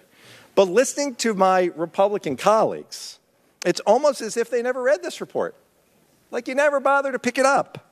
Or worse, you read it, you understand it, but you don't care. You're asking Mr. Strzok to do exactly what the Inspector General said not to do. Exactly. Mr. Strzok, if you answer these questions that you've been asked about this investigation, are you concerned that the Inspector General could investigate you and issue a report just like this one that says that you should never have done that? Certainly that's possible. I'd be more worried about the impact on the ongoing investigation. I understand. It's a ridiculous position to put you in. The Inspector General explained in this nearly 600-page report that the mistake Director Comey made was discussing the ongoing steps the FBI was taking in the Hillary Clinton investigation. Here's what we've heard today. We heard it from the chairman. We heard it from my colleagues. You've got two choices. You can ignore the FBI's policy that has been put in place to protect these investigations. I'm going to let you talk about that in a second. And answer the questions, in which case maybe you trigger an IG report. Or you don't answer those questions and maybe we hold you in contempt. Now, can you just, again, since this has been a really long day, can you explain why it's important not to interfere with ongoing criminal matters? Well, there are a variety, and I'm sure I won't come up with all the reasons, but the first is we do a lot of investigations where we never charge anybody, and it's simply not fair to, given the investigative power we have, to do something that would unnecessarily tarnish them or their image. Two, in the cases where we are investigating, talking about it is going to screw up a bunch of things you might want to do investigatively, talking to witnesses, talking to the subject. And then finally, you want somebody to have a fair trial. And if we're talking about it or putting our finger on the scale, it would just be horribly inappropriate and against what we stand for in the criminal justice system. And the negative consequences on the outcome of that investigation? Would be tremendous. Would adversely impact potentially the ability to get a fair trial, to conduct a competent investigation, to conduct one that arrived at the truth. Right. Mr. Strzok, I appreciate that last comment, and I would just urge my colleagues that in the midst of this apoplexy that seems to be breaking out among so many of my colleagues, that we remember that ultimately what we're really trying to do here is get to the truth. And the truth that we need to get to is exactly what a hostile foreign adversary did to interfere with our democracy. Let's please keep that in mind as we move forward. Let's make that the focus. That's what the American people are expecting. That's what they're counting on us to do. Get out of the way. Let this investigation go forward. Let's get to the truth. I yield back the balance of my time. The gentleman from Pennsylvania, Mr. Marino, is recognized. 5 minutes. Thank you, Chairman. Mr. Strzok, I have here, and I'm sure you're familiar with it, the Ethics Handbook of Department of Justice, of which the FBI falls under. Yes. And there are several paragraphs that I want to read to you. First one is General Principles of Ethical Conduct, continued. Employees shall endeavor to avoid any actions creating the appearance that they are violating the law or the ethical standards set forth. Whether particular circumstances create an appearance that the law or these standards have been violated shall be determined from the perspective of a reasonable person with a knowledge of the relevant facts. Next one is appearance of impropriety. An employee shall endeavor to avoid any actions creating the appearance that the employee is violating the law or the ethical standards set forth in these guidelines. Furthermore, it states, for employees for whom a security clearance is required, and you do have a security clearance, correct? Today I do, yes. You've had one for quite a while, yes. Other than the circumstances. Yes. For performance of their official duties, prohibited conduct, and more may be grounds for suspension or revocation of a clearance. This could also result in adverse disciplinary action, including suspension or removal. Under the Hatch Act, all federal employees may vote, express opinions, and make political contributions under the Hatch Act. Active participation in partisan political activities by federal employees is restricted. And employees, and I want you to listen to this very carefully, serving in certain positions are more restricted than others. I think you are a person that falls into that category as well. I am just actually disheartened about the situation that you are in. And I say this with no prejudice, and I think you are your own worst enemy. You have an answer for everything. You have an attitude that is very obvious today, and you are the kind of witness that you and I, as a prosecutor for 18 years, a district attorney and a U.S. attorney, would love to get on the stand. And the reasonableness of the statements that you made, and I'm not going to get into the language, but the repetitiveness of it. Where was your judgment? What were you not thinking when you were sending the emails and the statements that you made and the comments in that of the people in Virginia? I would expect someone of your caliber to be way above that. You got carried away. You got impressed with yourself, and you're in a position that I'm sorry that that's the case. But if you are trying to draw a distinction, a wide distinction between bias and political opinion, there's not the wide distinction that you are drawing at this point. Because I would bet the farm that if you were sitting next to me as the investigating prosecutor, and I was the prosecutor, and Judge Poe or another judge were handling a case, whether it's civil or criminal, you and I would be pointing out the biases that I see that you have exhibited here. I just don't understand your judgment based on your background, and you may respond to that. Sir, I appreciate your comments, and I appreciate your concern. The first thing I would tell you is I'm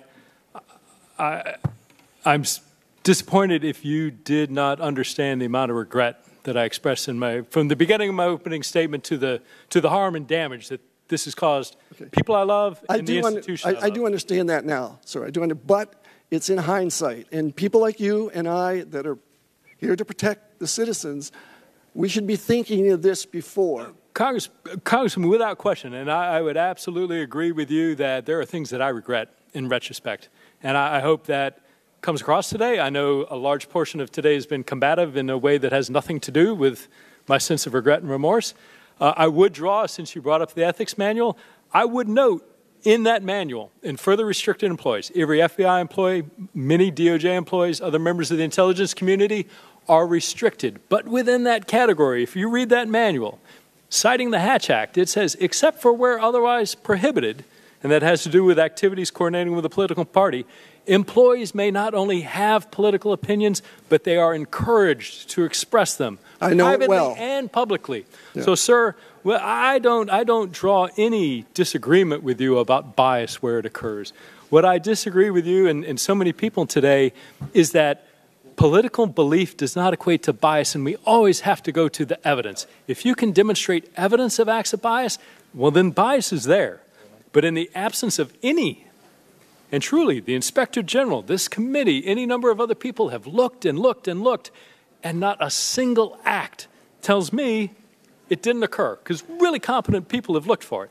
And so beyond me telling you under oath that I know it didn't happen, what's important to realize is it's not just me. It's this entirety of folks looking at it. It is the entirety of structure of the FBI who is built not to do those things and not to allow it another. The time of the gentleman has expired. The chair recognizes the gentlewoman from Illinois, Ms. Kelly, for 5 minutes. I know it's been a long day for you, so I will keep it simple. Some questions will be repetitive, but if you could just say yes or no. In your time at the FBI, have you ever investigated a member of the Democratic Party? Yes. Did any of those investigations result in an indictment? No, not to my recollection. Have you ever investigated anyone that identifies as independent or unaffiliated with either of the two major political parties? Ma'am, I don't know. So you don't know if any of those resulted in? Well, I don't know that. I know when I'm thinking of the Democratic Party, clearly Secretary Clinton was part of who we looked at, and she was very clearly part of the Democratic Party. I don't tend to, beyond that, I'm not a public corruption agent, and political affiliation is not something we looked at. But in your assessment, would your work history suggest a bias by you toward any one political party? No, not at all. You investigated, as you said, Secretary Clinton for use of private emails. Yes. She is a member of the Democratic Party. Yes. We know you have investigated a Republican, provided your participation in the ongoing Mueller investigation. And we know that that investigation has led to an indictment. In fact, it has led to 19 indictments, 5 guilty pleas, and a host of charges filed against former campaign and White House advisors to President Trump, as well as Russian nationals and companies. So is it fair to say that you have investigated and indicted individuals from the political spectrum? Or you may not even be aware of them? Yes, ma'am. We don't look at that, so I don't know, but it's a fair assumption. There have been news reports that President Trump's advisors, Ivanka Trump, Jared Kushner, Stephen Miller, and former White House official Stephen Bannon, Reince Priebus, and Gary Cohn all used private email to conduct official business. President Trump is a Republican, correct? Yes. So these individuals were our key staffers for a Republican president, correct? Yes. These individuals serve or served as senior advisors to the president, White House chief strategist, White House chief of staff, and director of the National Economic Council. It is safe to say that individuals in such high-ranking positions are exposed to sensitive, perhaps top-secret materials. Yes. To your knowledge, has the FBI opened investigations against their use of private emails for official White House business? I'm going to answer that. I can't answer that based on if they were ongoing. It would be inappropriate for me to talk about them. Okay. I would like to note that neither the House Judiciary Committee nor the House Oversight and Government Reform Committee have open hearings on that issue, and several of those individuals named continue to advise the President of the United States and receive a paycheck paid by our tax dollars. Also, I'd like to say when constituents call my office, they are Dems, they are Republicans, they're independents, and they're not involved like all of us. And if you ask them, I am sure that they would say they receive top-notch service from my office, and I have my biases like everybody else, like we've talked about. And listening to the conversation today, I have to wonder about some of my Republican colleagues, not everybody, but since you apparently think that biases prevent people from doing their best job, it makes me wonder what happens when Democrats call your office. Do you not give them the same service as you give your Republican constituents? Because that's what you keep implying over and over and over and over. I yield back. The chair recognizes the gentleman from South Carolina, Mr. Sanford, for 5 minutes. I appreciate it, Chairman, and if I might, I'm going to yield my time to my colleague from Ohio. Oh, my. Thank the gentleman for yielding. Agent Strzok, I want to go back to this email you sent on January 10th regarding the BuzzFeed pending publishing of the dossier. You have that in front of you again? I do. Okay, my last round of questioning, you said you spoke with Bruce Orr several times in the 2016-2017 time period. Is that accurate? That's correct. Okay. And at the time you were working with Mr. Orr, did you know that he was meeting with representatives from Fusion, including Glenn Simpson? May I consult with counsel, sir? You sure can. If you could hold my time, please.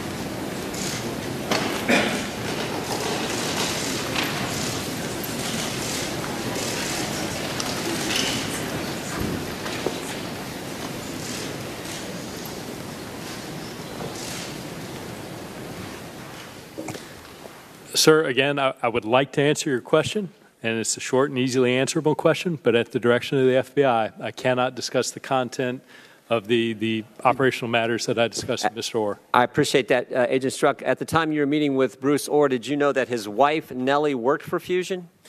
Again, I believe the same answer. Stand by, sir, again, please. I'm sorry about the time.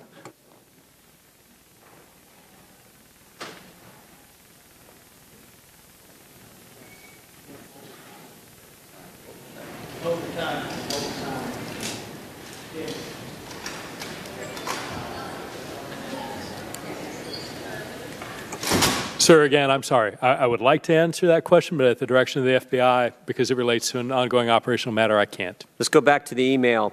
I just want to make sure I understand this. It sounds like in your email you're saying comparing now, sounds like there are 3 copies but 2 different versions. The set you are examining and referencing to your colleagues, you say is identical to what McCain had, again referring to the dossier, and then you're saying the one from Corn and Simpson, you won't tell me who those individuals are, but that one is different. Is that an accurate reading of your email? Sir, it isn't, and I think to give you the content or the context of that comment, I would have to I have to tell you, sir, this is more frustrating for me than it is for you. I'm not because sure of about that, to frame that, to give you an accurate answer, I would have to give you the context of what was going on, which includes details that I've been instructed by the FBI that I may not provide. Well, there's another email down below on the one you're looking at, which talks about BuzzFeed has 16 of the reports. Looks like they have 16 of the, I believe, 17 sections that made up the entire dossier. Is that an accurate reading there? Sir, again, it's not an accurate reading.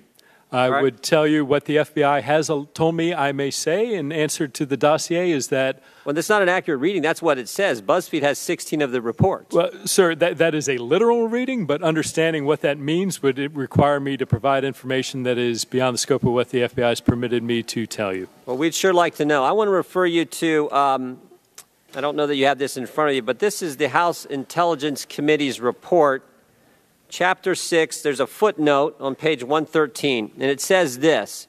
In late March 2017, Daniel Jones met with the FBI regarding PQG, the Penn Quarter Group, which he described as exposing foreign intelligence or foreign influence in Western elections. He told the FBI that PQG was being funded by 7 to 10 wealthy donors located primarily in New York and California who provided approximately $50 million. He further stated that PQG had secured the services of Steele, his associate, and Fusion GPS to continue exposing potential Russian interference in the 2016 U.S. presidential election. Are you familiar with this meeting Mr. Jones had with the FBI? I'm not, and I don't know if that's accurate or not, but I'm not aware. I'm going from the intelligence report that the majority issued from the House Intelligence Committee. I'm not aware of that meeting or who that is. Have you ever spoke with Daniel Jones? No. Do you know Mr. Jones at all? I do not. All right. I want to go back to one more question I asked you the first round, Mr. Strzok. Mr. Simpson, when he did testify in front of the Senate Judiciary Committee, was asked about Fusion. No one from Fusion ever spoke with the FBI. Is there any way that that contradicts what's in the email that I've been referencing with you? I don't know. I can tell you I have not spoken to Mr. Simpson. You've not spoken to Mr. Simpson. I have not. I asked you that the first time. All right. I thank the chairman, and I thank the gentleman from South Carolina for yielding. I yield back to the gentleman. The chair would note that several of the questions asked by the gentleman were not answered by the witness on the advice of his counsel, and I presume through the FBI. And we will note those questions so that we can address them at a future time, because I find it stunning that they are not allowing you to answer those questions, Mr. Strzok. The chair now recognizes the gentleman from Illinois, Mr. Gutierrez, for 5 minutes. Thank you very much, Mr. Chairman. The chairman started this hearing by saying, I wish this hearing wasn't necessary. Well, sorry if I don't believe that. Of course, he wants this hearing, and it isn't necessary. Now, I think there are hearings that are necessary, and we see them every day. There are 3,000 children separated from their moms and dads, and the government doesn't know where their moms and dads are and can't even bring them together. That seems like something the Judiciary Committee should be investigating. We start a policy in this country where we ban Muslims from coming in, and we make a test, a religious test. Sounds to me like something the Judiciary Committee should take up. We have a president of the United States. There are 16 women who have come forward to say that the president of the United States has attacked them. And what does this committee do? No hearings. Even one of the members of this committee had to resign in disgrace because he asked one of his staffers for $1 million if she would carry a baby for him. Do we have any hearings on the state and the plight of women in the workplace in America? No. These are all things and issues that are on the American people's minds. But we don't want to talk about those issues. Those should be issues that I believe are pertinent and should have hearings before this committee.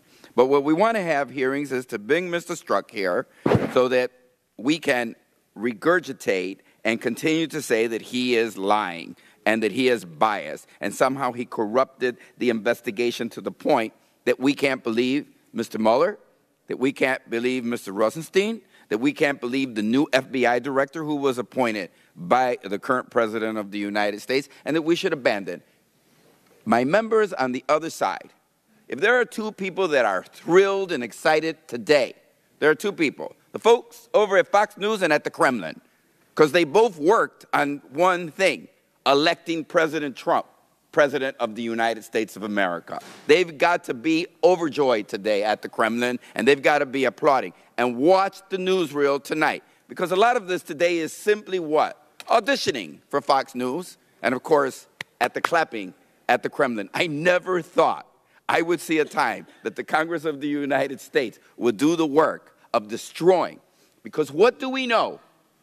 We know very clearly that our men and women of the intelligence community have unanimously stated, and this is unrefutable, that the Russians worked to undermine our democracy and to elect Donald Trump President of the United States. And that is something that's irrefutable. You can say what you want about Mr. Strzok, that's irrefutable. And yet we do not investigate that. How can we have such an attack on our democracy and we don't investigate? But we want to investigate Mr. Strzok. So I want to ask you, Mr. Strzok, because they've kept saying you have this bias. When did you learn and how did you learn about the investigation into the possible collusion between the Donald Trump campaign and Russian influence in our 2016 election? Sir, I'm limited to what Director Comey was authorized to say by the Department of Justice, but in late July. So in late July. And when did the public learn about the investigation into Russian collusion and Donald Trump's investigation? I don't remember a specific date, but it was well into the following year. It was after the election? Yes, sir. So what we're to believe from our Republican majority, that you're so biased, you're such a Democrat that you can't hold back from trying to destroy Donald Trump, yet you never told anybody that there was an investigation into Donald Trump's campaign and collusion with the Russians, you never told anybody about that? No, sir. You never talked to a reporter about that? Never. But you had it in your hands. Well, maybe you didn't because, in America, you could do almost anything. But you did have almost a magical bullet in your hand to derail the Donald Trump investigation. And did you use it? No, sir. No, you didn't, right? Are there Republicans that work at the FBI? Because it makes it sound like you're all Democrats. I never heard that before, but are there Republicans? Yes, sir. Okay. What would be interesting here is, since you like to cherry pick the Democrats that given money, the FBI agents that give money to Democrats, why don't you reveal the Republican members of the FBI that give money to Republicans? Why don't you reveal the Republican members of the FBI that are in and state very clearly when they apply for a voter registration, they apply as Republicans? They don't. Because that's not what this is about. What this is about is for the American public, Mr. Strzok. It's really not about you. They want to damage and destroy our democracy. And one of the ways they do it is by taking an institution like the FBI and destroying it.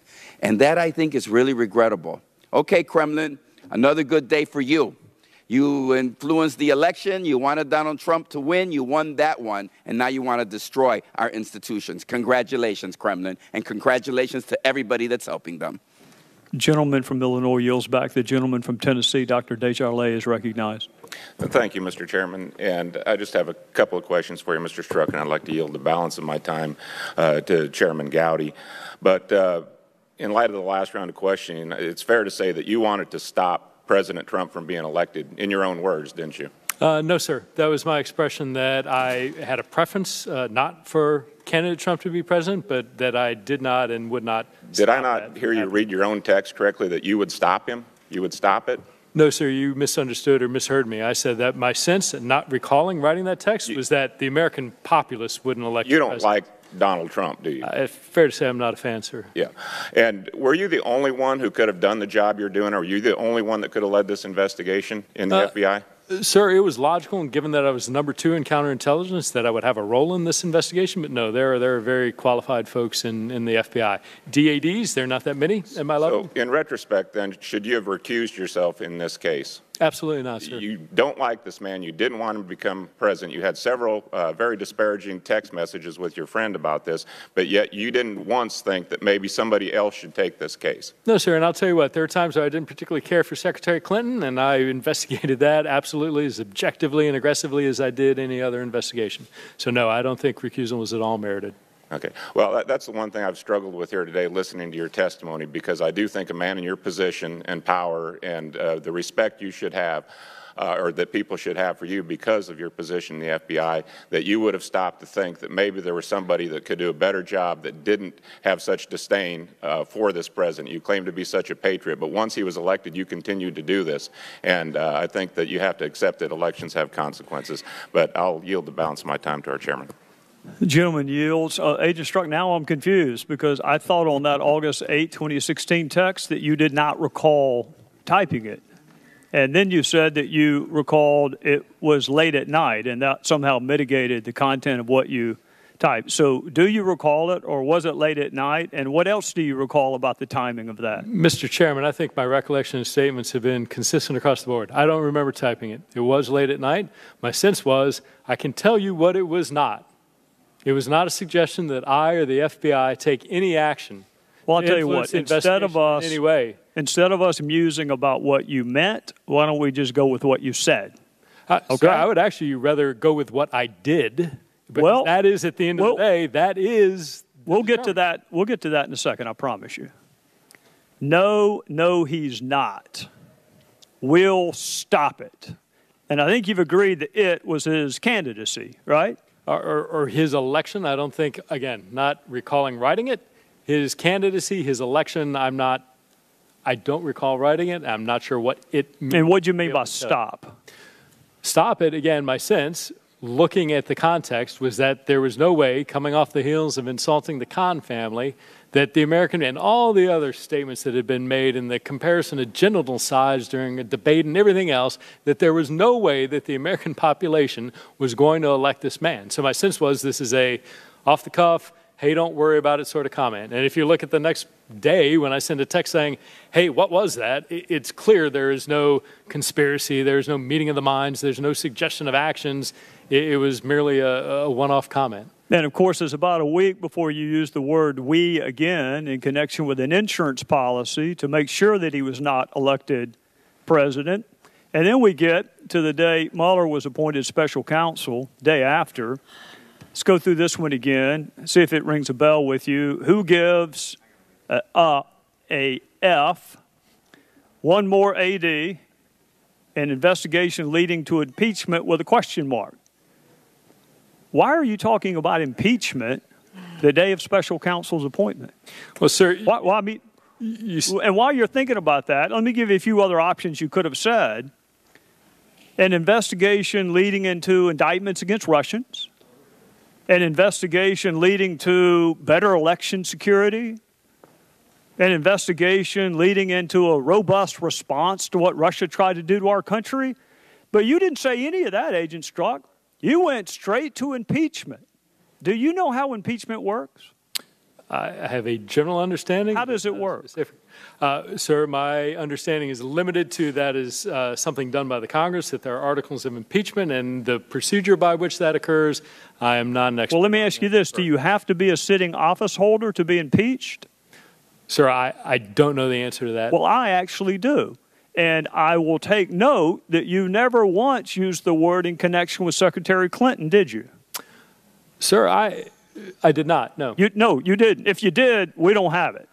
So that's an investigation where you didn't think about mentioning it, but the day Mueller was appointed, rather than punishing Russia, rather than indicting Russians, rather than doing something about social media, you went straight to impeachment. Wrong. That's incorrect, sir. Well, I'll tell you what. Regular order, Mr. Chairman. I'm out of time, and we'll revisit the issue. May I respond to your question, sir? You may when we revisit the issue. Oh, you just asked a question. May I respond now? Answer the question. Mr. Chairman, the witness is permitted to answer the question briefly. As the gentleman from Louisiana is recognized. As the chairman has repeatedly said today. The gentleman from Louisiana is recognized. Is the witness not going to be permitted to answer the question, Mr. Chairman? Mr. Chairman, I'm going to object to your not permitting the witness to answer the question you asked him. Who's the member from? One moment while I find out who's next on the Democrat side. Mr. Chairman, that is not the question. Sir, you asked if I went directly to impeachment rather than Russia. I would like to respond to that question that you asked immediately. We're going to come back to it, but if you're dying to respond to it now, as long as you do actually respond to the question. Yes, sir. My immediate concern was absolutely having to do with Russia and everything related to that. My concern was what Russia was doing on social media. My concern was what Russian intelligence officers were doing in the United States. My concern was what the government of Russia might or might not be doing with members of the Trump campaign. That's was great, broad Agent and Strzok. robust. That's wonderful. That was my response. That's wonderful, and trust me when I tell you, that would have been a longer text. I get that. It would have taken a lot longer for you to actually type that, but you didn't. Regular order, Mr. Chairman. Are you going to just pontificate for nonstop? The gentlelady from Michigan is recognized.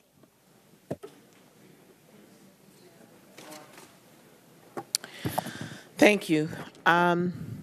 Strzok, during your 11-hour closed-door interview with our committee, Republicans asked you more than 200 questions on the special counsel's and the FBI investigation of the Trump-Russia collusion and interference with the 2016 election.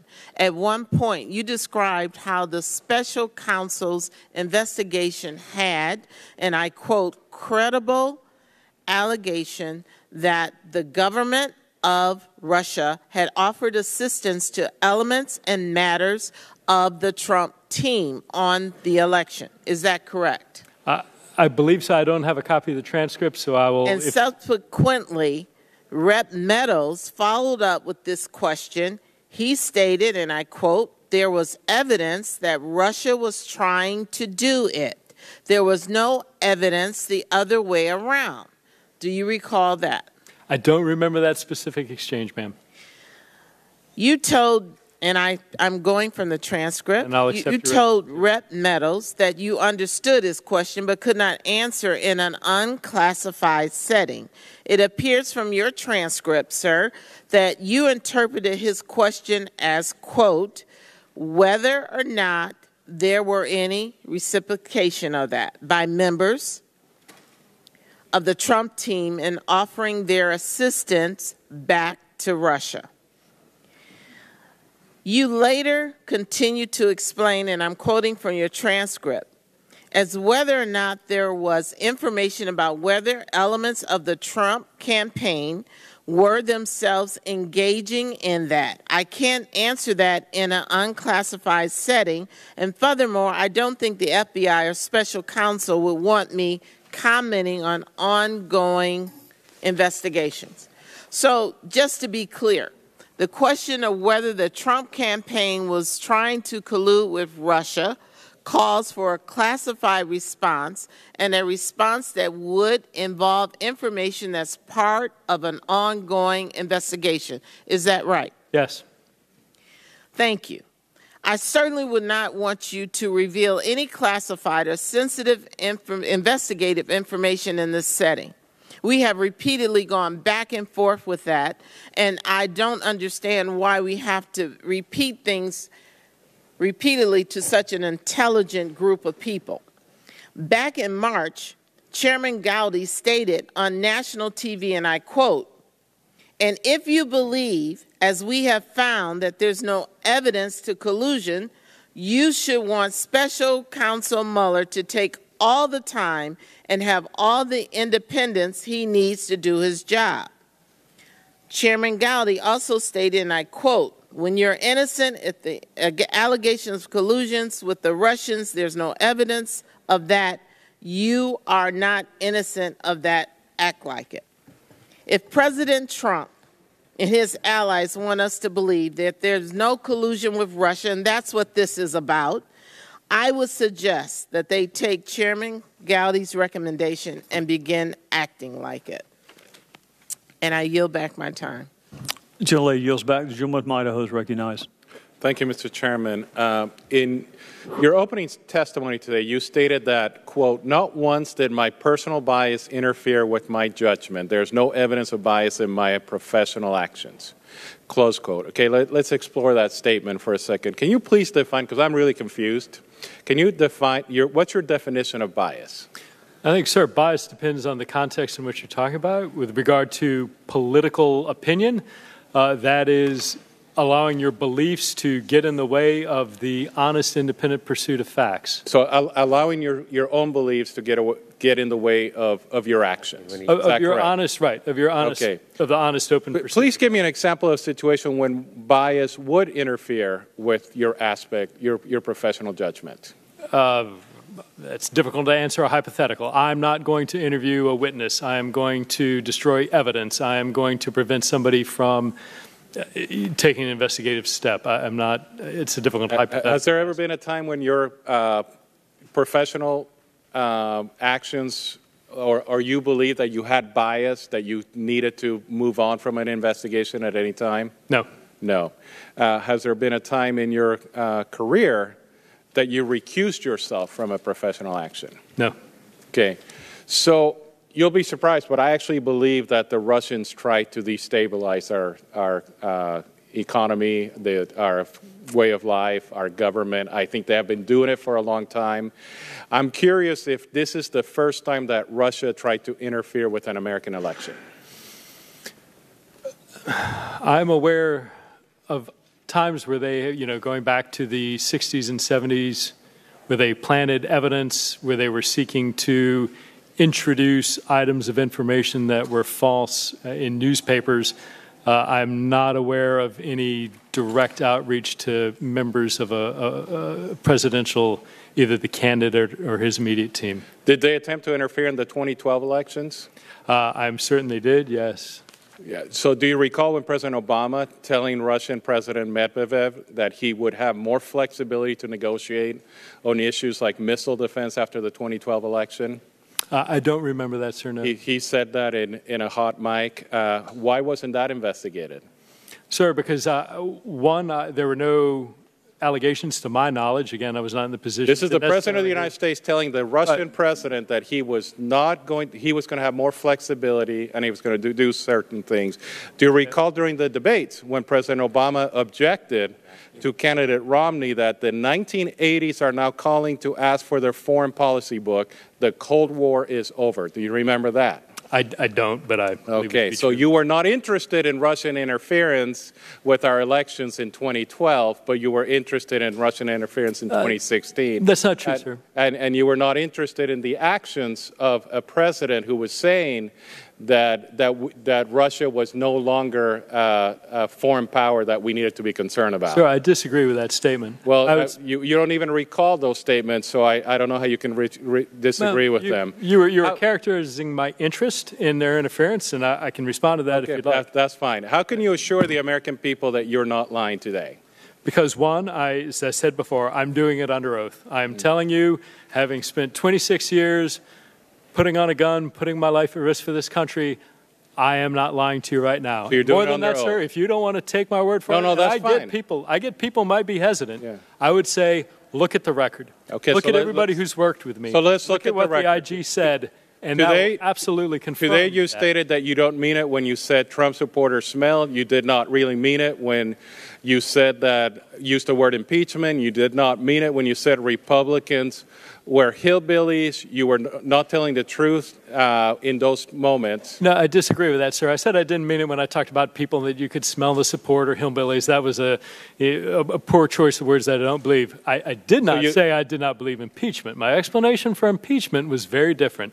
My explanation of impeachment was, as I considered it, that was on the far end of what might be occurring. Okay, so what I also said was the opposite. I understand, but so finally, the Democrats have made assertions today that are just not true. First, that the IG found no bias in your actions. This is not true. The AG said, quote, "We were deeply troubled by text messages sent by Strzok and Page that potentially indicated or created the appearance that investigative decisions were impacted by bias or improper consideration." Right, and read what you just said, sir. Potentially create the appearance. That says nothing about an act of bias. It is a hedged three-adjective description about something which I can tell you doesn't exist. Moreover, as we describe in Chapter 9, in assessing Strzok's decision to prioritize the Russia investigation over following up on the mid-year related investigative lead discovered on the Wiener laptop in October 2016, these text messages led us to conclude that we did not have confidence that Strzok's decisions was free from bias. Yes, sir. So you did. There was no decision that there was no bias. They just cannot find whether there was bias or not. And moreover, they did not really. Mr. Chairman, regular order. They did not investigate the Russian investigation in the IG report, so there's going to be still pending Mr. reports. Chairman, the gentleman is out of time and yields back. The gentleman from New York, Mr. Jefferson. Question. I didn't hear a question. I don't agree with it. He was asking me whether or not whether I believe that the IG report indicated that there was an act of bias or not. And I was all right. They're afraid to hear you answer, but I'd like to ask the witness be permitted to answer a question.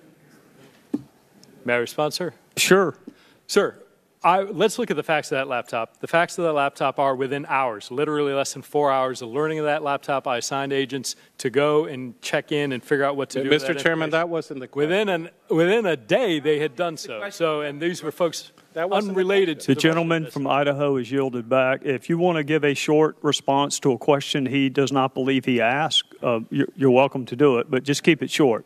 Mr. Strzok, speak clearly into the mic, to raise the mic, please, for you. Absolutely. So, sir, I would take issue, I do take issue with the IG's conclusion there. The IG said something that they could not exclude the possibility that it played a role, and what I would point you and point them to are the facts, and the facts are these.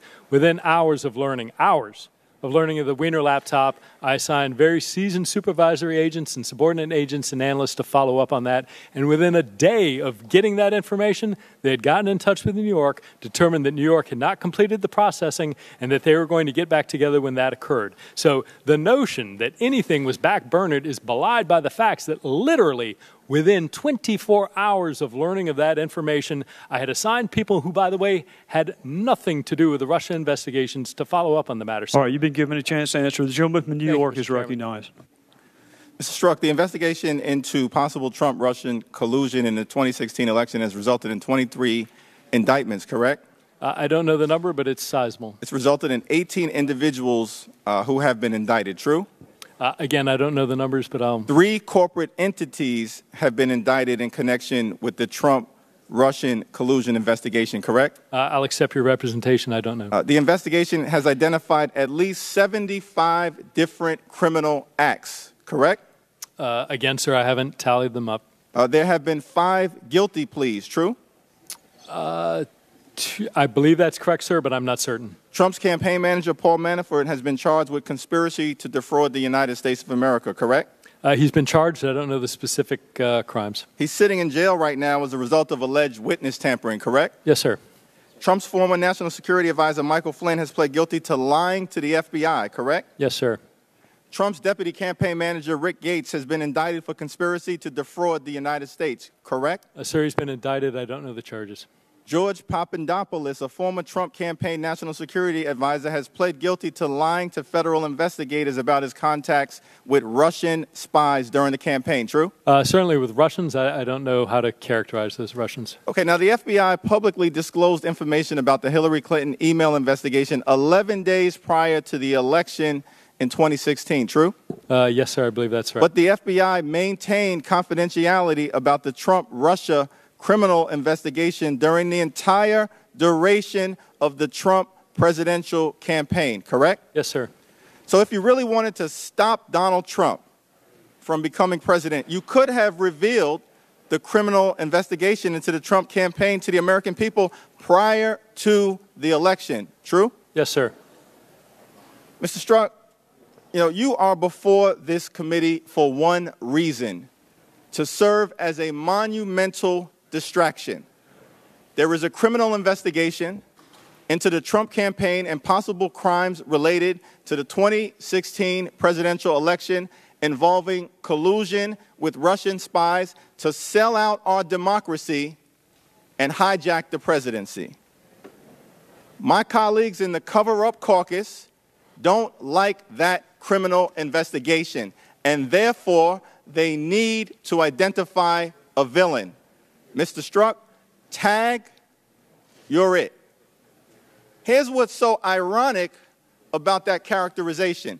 Vladimir Putin is a thug and a dictator who hijacked and interfered and attacked our democracy. But apparently, he doesn't meet the Republican villain test. Our so-called commander-in-chief continues to play footsie with him. Kim Jong-un murders his people and has threatened nuclear annihilation against American cities. But apparently, he doesn't meet the Republican villain test. The administration continues to engage in fake negotiations with him. David Duke and neo-Nazis, apparently for some, don't meet the Republican villain test. Oh, that's right, I forgot. There are fine people on both sides. Roy Moore, an alleged serial pedophile, apparently doesn't meet the Republican villain test. He was the nominee of your party for a seat in the United States Senate.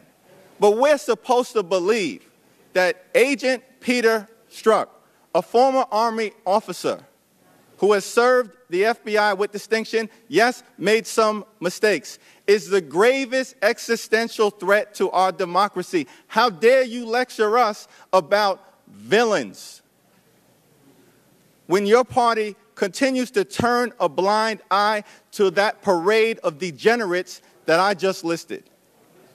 This investigation is a joke. It's a fraud. This hearing is a kangaroo court. It is a three-ring circus. It is not even meritorious of an investigation by Ace Ventura pet detective, let alone 75 members of the United States Congress, let's stop wasting taxpayer dollars and get back to the business of the American people. Gentleman from New York yields back. The gentleman from Georgia is recognized. Thank you, Mr. Chairman. Gentleman from North Carolina is recognized.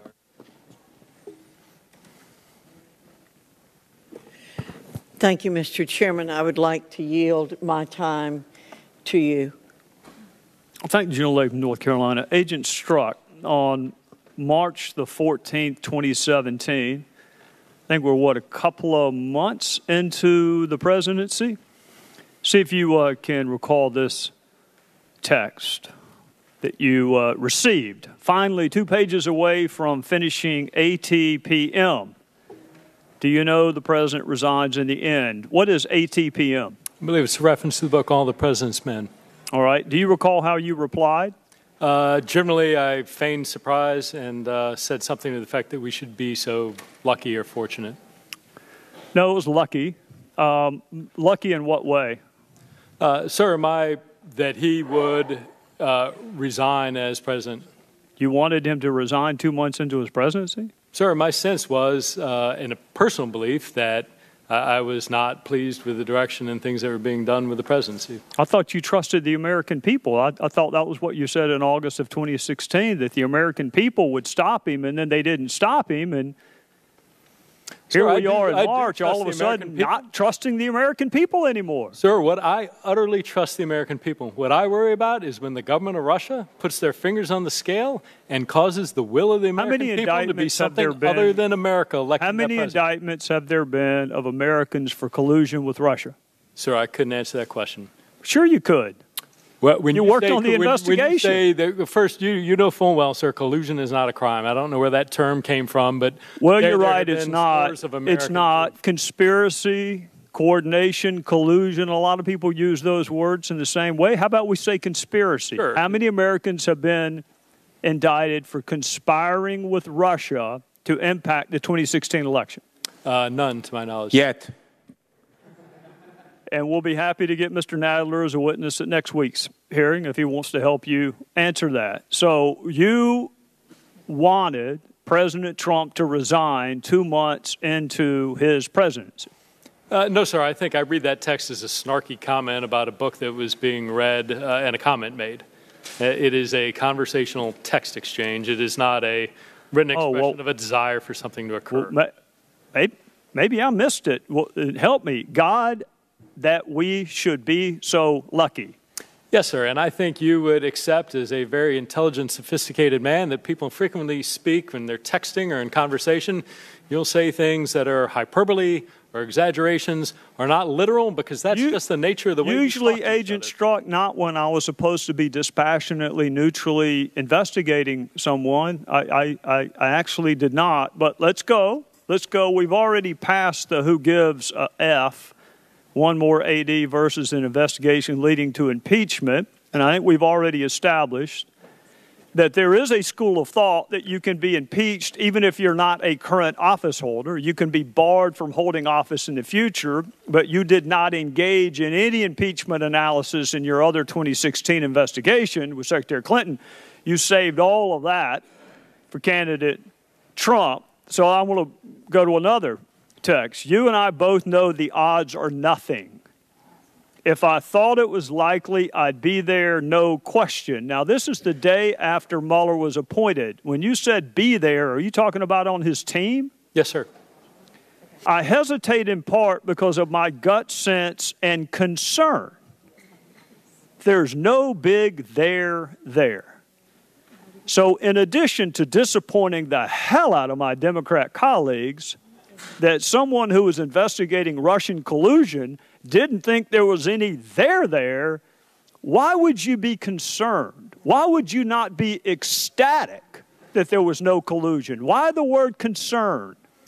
Sir, I don't know what I meant. Concern to me seems like there is a lot going on and a lot presumptive that there may be something like impeachment. But, sir, you got to pick. Which one do you want? I'm either convinced that there's impeachment or I'm convinced what you just read, that there's no there. And the reality, sir, if you look at it, is the fact that I was looking at this with an open mind and saying, I don't know what there is. Agent Strzok, of all the universe of options, that's not the one I picked. But of all the universe of options, you looking at something with an open mind is not the one I picked. But that's the obvious one to conclude from that email. I'll tell you the one that I picked. The one I picked, and it breaks my heart to say this about an agent for an agency that I have tremendous respect for. You as a counterintelligence officer had no interest in participating in a counterintelligence investigation that was not going to lead to impeachment. No, sir. That's how I read it. Mr. Chairman, I thought it was likely, I'd be there, no question. You are assuming someone else's in position. part. Chairman, you're coming to conclusions on someone else's viewpoints in the hearing. Allow the witness to respond. I'm pretty sure it's my time and the gentlelady's not recognized. I hesitate in part because of my gut sense and concern. There's no big there. Sir, may I What respond? were you concerned wasn't there? Sir, my concern was not knowing, given these allegations, what existed. Whether on the one hand, there was no criminal activity whatsoever, towards the middle, that there were individuals kind of pursuing their own agendas for their own self-enrichment, or on the far end, that there might be an impeachable offense. Why wouldn't you want to investigate it? May I answer your question? Well, my question is, why would you not want to investigate that? Sir, I did want to investigate that. That is not what you're reading. What you are reading is my trying to decide what I want to do with the course of my career and whether to stay as a Deputy Assistant Director in the Counterintelligence Division, where I have oversight of a wide variety of threats around the globe, or whether I want to remove myself and go work on something in the Special Counsel's office that is very specific, that is going to take, I don't know how long it was going to take. Yeah. Well, you're leaving. So, sir, but what to your point? You're leaving out one really important word, Agent Strzok, impeachment. That was in all of your text. Regular order. It's now a minute and a half over. Does it, Mr. Sorry, Chairman, if do we you made that one go on and on and on as long as the you quicker want? I can go. Point of order. I would take one big word of impeachment and add 4 big words of no big there. And the reality is, you know full well I said both, and you know why I said both. Why I did that, and what I'm telling you under oath, is that I did not know what existed. I had prejudged nothing. That was all to be determined. And that is a logical way for investigators, attorneys, and everybody else to approach an investigation. Starting with the political death penalty and impeachment is not the logical way a neutral, dispassionate... point of order. Mr. Chairman, we're demanding equal time for every member of this committee. Mr. Chairman. And if you can't control yourself, how do you expect this committee to control itself? You've been out of control since you've been on this committee. Why don't you leave it alone? This is not Benghazi. The gentlelady from New Jersey is recognized. You're recognized, Congresswoman. You're recognized. When she finishes. Well, hallelujah.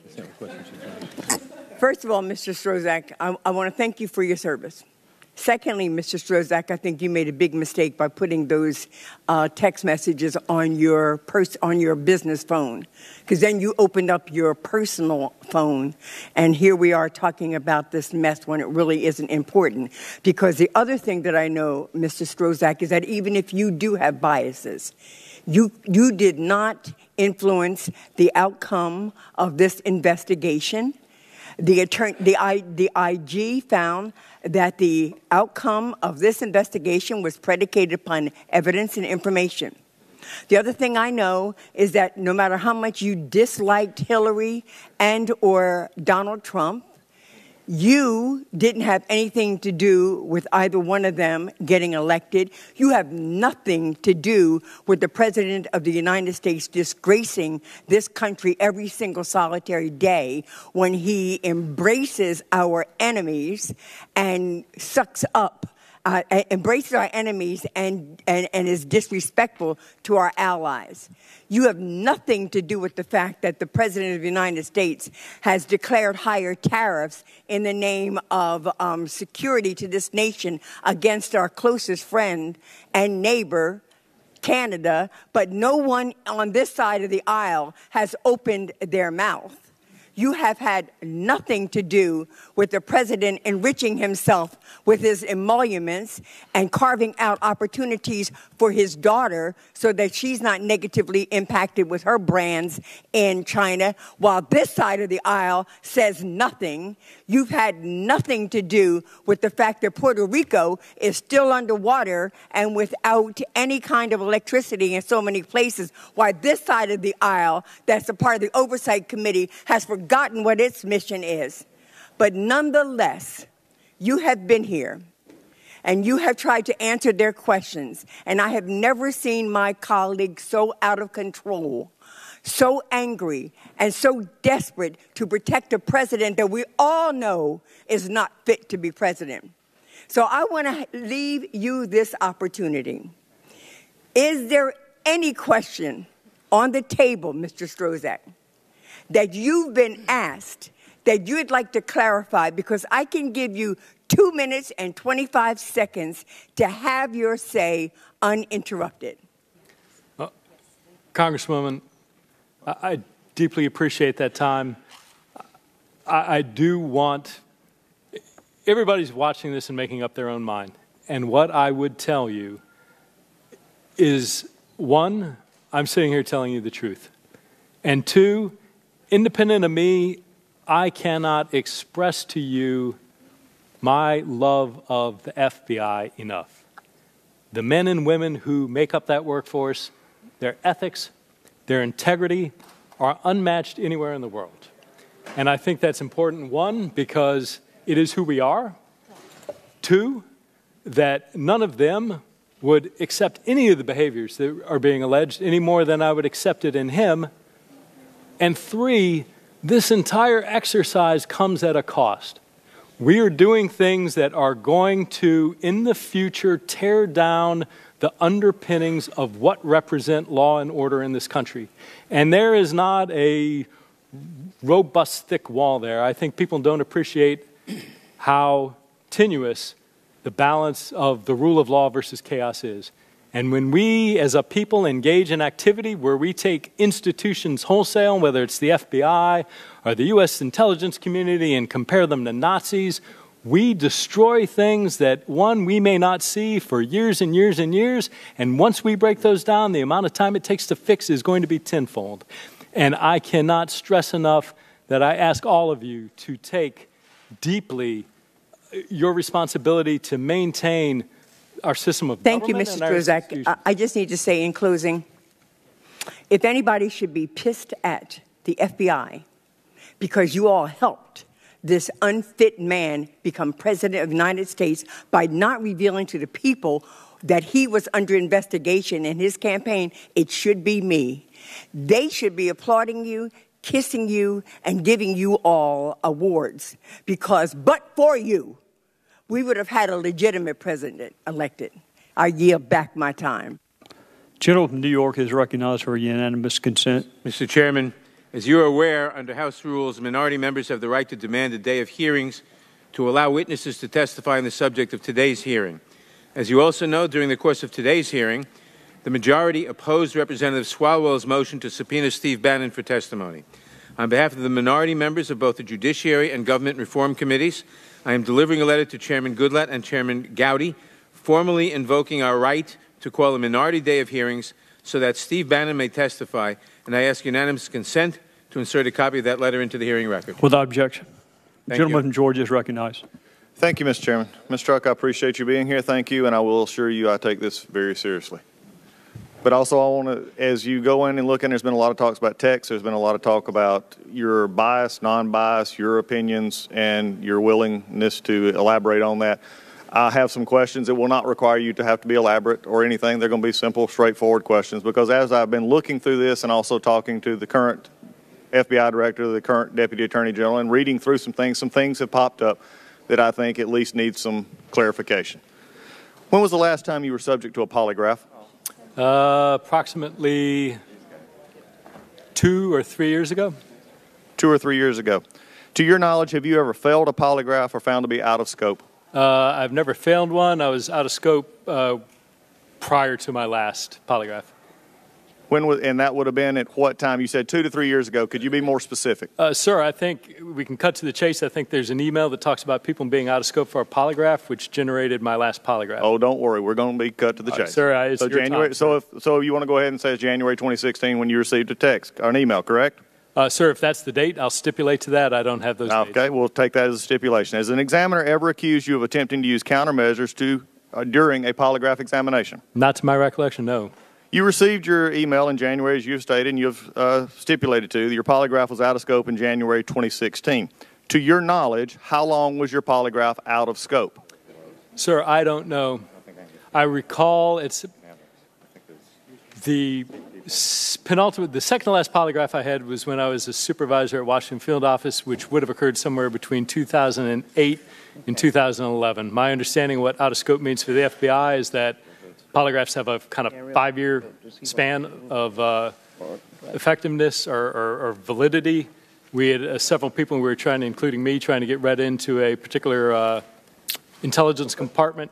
They ran the names. Me and some others were out of scope, which happens because polygraphs are, the line for polygraphs is longer than the normal. I understand. I'm a member of the military, Mr. Strzok. I understand the lines for polygraph. I understand the delays in them. However, you happen to have a very secure job and a very one that is highly sensitive. Yep. So the question is, again, I would assume to answer your evasiveness, you did not know how long you were out of scope. Is that correct? Yes or no? That's fair, sir. I was trying to recreate it by recollection, but So yes or no, do you know how long you were out of scope? I do not. Okay. What steps were taken to bring you into scope? I went and had a polygraph. Okay. Was this after the January 16 letter that you received? It would have been afterwards, yes, sir. Okay. If you were out of scope, when was the last time you accessed classified information? Night before last, preparing for this. Okay. You currently have what classification? I have a top secret clearance with some SCI compartments. Okay. During the time that you were out of scope, did you have access to SCI? Yes, sir. Are you aware that it is FBI procedure that a failure or out of scope polygraph does not terminate a top secret, but however a failure of this would require you to be read out of SCI access, although you could maintain your top secret? This was a direct answer from a question that I posed and was received within the last week. Were you aware that you should have been read out of any SCI information when you're out of scope? I believe you used the word failure, which implies, in my mind, a failed poly. I am not and was not aware of the fact that an out-of-scope polygraph required a read out of SCI. Then I accept that, Mr. Strzok, but I want to get back to the question. The answer came back from the FBI and Justice itself that is the procedure. So the next question I have is, after the 2618, you did your polygraph at what time? You said you were out of scope, you were brought in by giving a polygraph. When would that have been? Again, sir, my recollection is the 2016 timeframe, but after that email, but I don't know when, within a month or two, I think. Are you also aware in the publicly stated version of the IG report that there has been some serious questions and issues concerning polygraph information and lack of polygraph procedures at the Department of Justice and FBI that was brought out by the Inspector General? I'm generally aware that there was a report, but I'm not aware of the conclusions. One of the general concerns on this is that when you're out of scope, and this is the answer coming back from the Department of Justice, you should have been read out of SCI. My concern is that during this time frame, you were involved in 2 very high-profile, what would have been, or at least getting ready for SCI information in which you were not read out of. This is a concern. There's nothing else from that question. I have no further questions, and I'm finished, and I yield back. I think you misstated the conclusion there, sir. I think you said that if in the event of a failure, it would require a readout, and that's not what you concluded. The gentleman from Georgia controls the time. Mr. Strzok, the time's over. Mr. Chairman, the time's up. May I respond, sir? There was no question to respond to. The answer is from the Department of Justice. I read you the answer. May I comment to what I believe is a misstatement? Briefly. Georgia. Sir, from your answer, what I took that to be is in the event of a failure, an individual should be read out. You are conflating that with a out-of-scope or failure. It is not my understanding that out-of-scope requires somebody to be read out. It may be. I'm not a security professional, but you You appear to. So you're out of sync right now with an answer that was received from the Department of Justice, and that is an interesting answer that you just gave, that you may have been out of sync. And the question now becomes, is policies and procedures failed or not failed? This is a serious investigation, which I do take seriously, and if you were to have been read out, you should have been read out. That is my final answer statement, not a question, not opposed. I yield back. The gentleman from Rhode Island, Mr. Cicilline, is recognized for 5 And Mr. Chairman, I look forward to a couple of extra minutes as each of my Republican colleagues have had. Mr. Strzok, serving on this committee and representing the state of Rhode Island has been one of the greatest honors of my life. But the conduct of this committee today has been, for me, tremendously sad, embarrassing, and really dangerous to our democracy. And I want to apologize to you for the way you've been treated by this committee. And for the American people who are watching, you ought not wonder why they've lost confidence in Congress and are sick of the kind of circus that they saw being conducted in this room today. Because rather than focusing on urgent issues like family separation, reasonable efforts to reduce gun violence in our communities, considering legislation to reform our broken immigration system, passing legislation to reduce the cost of prescription drugs, addressing the inability of Americans who fall behind in their student loans to discharge that debt in bankruptcy, or oversight of the many conflicts of interest and corruption in this administration, we're having yet another hearing on the Hillary Clinton emails. What you should understand, Mr. Strzok, is the reason my Republican colleagues will not let you answer a question is because they're not interested in your answers. This is about promoting a narrative. You're a prop. So they can promote a narrative in an ongoing effort to distract from the serious investigation of the special counsel that is closing in on the Trump inner circle. This is a campaign to undermine that work. And sadly, they'll do whatever is necessary to do it in concert with the president. Attack the FBI, attack the Department of Justice, undermine the rule of law. And so your emails are a perfect foil for this effort. They're not interested in hearing your context and your explanation because it's not about you. It's about protecting the president. My colleagues have acted more like they're on the defense team for Donald Trump than exercising their very serious oversight responsibilities as members of these two committees. You know, Robert Mueller was praised to the heavens by everyone, Republican and Democratic alike, when he was appointed. Now he's a villain. What's the only thing that's changed? 19 indictments, 5 guilty pleas, and the circle's closing in. So I accept your sworn testimony about the difference between bias and the actions you took. We don't have to take your word for it alone, although I do. The IG report of 500 pages, interviews, review of documents comes to the same conclusions. We find the decisions made were consistent with the analytic approach described above. We found that these specific decisions were the result of discretionary judgments made during the course of an investigation by the media agents and prosecutors, and that these judgments were reasonable. So there's a big analysis that was done. Lots of interviews, 500 pages. That's the same conclusion, the same representation you've made today. But don't be frustrated because they're not interested in that. This is about promoting a narrative. So we know, of course, Mr. Strzok, that the president, the intelligence communities unequivocally conclude that Russia interfered in our elections, that it was directed by Vladimir Putin and for the purposes of helping Donald Trump and hurting Hillary Clinton. Isn't that correct? Yes, sir. Do you have any reason to doubt the assessment of our intelligence agencies that may be made with high confidence? No, sir. And thereafter, the Senate Intelligence Committee, in a bipartisan way, a Republican-led committee, came to the same conclusion. Isn't that right? Yes, sir. And yet the President of the United States and members of the administration continue to deny that the Russian government interfered in our elections. In fact, just as recently as June 28th, the President said, Russia continues to say they had nothing to do with meddling in our elections. Yes, sir. And even Secretary Nielsen said, I do not believe that I've seen that conclusion that the specific intent was to help President Trump win. I don't recall hearing that. Okay. But And in addition to that, you know about a Trump Tower meeting where there was a discussion between members of the Trump campaign and Russian operatives, correct? I am aware of that.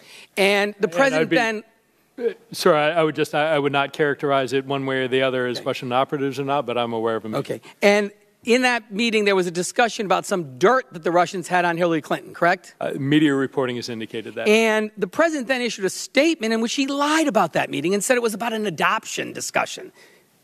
correct? Those statements have been made. Again, I'm relying on what's been reported in the media, not FBI or special counsel. So would you tell me, Mr. Strzok, in the time that I have remaining, what should we conclude, or what raises eyebrows for you about members of a presidential campaign meeting with a foreign adversary of the United States to talk about dirt from about their opponent and then lying about the nature of that meeting? Why should that concern the American people?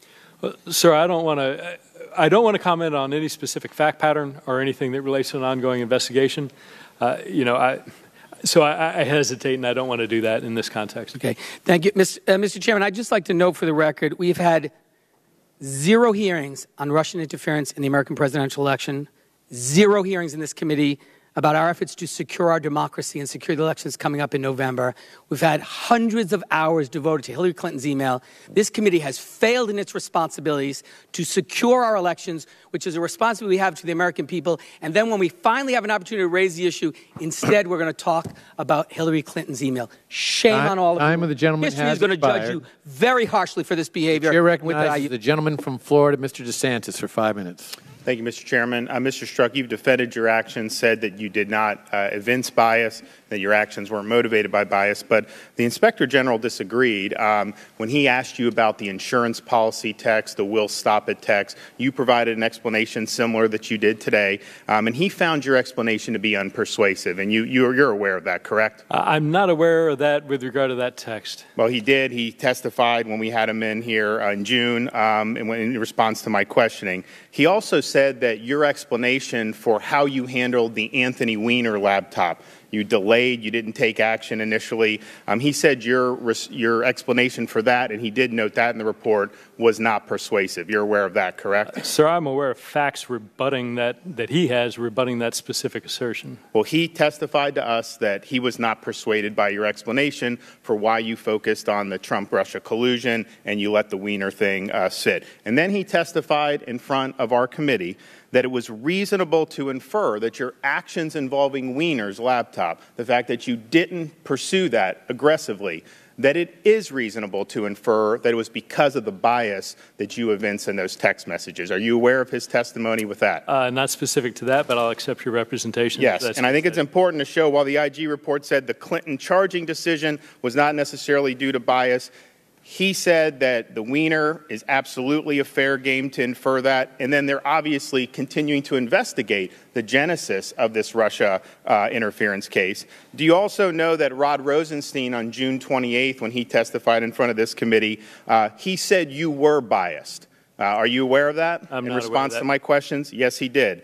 And he also says that the bias that you evince, it does undermine the integrity of your investigative actions, and it causes the American people to lose confidence in the institution. Do you know he said that? I don't, and he's...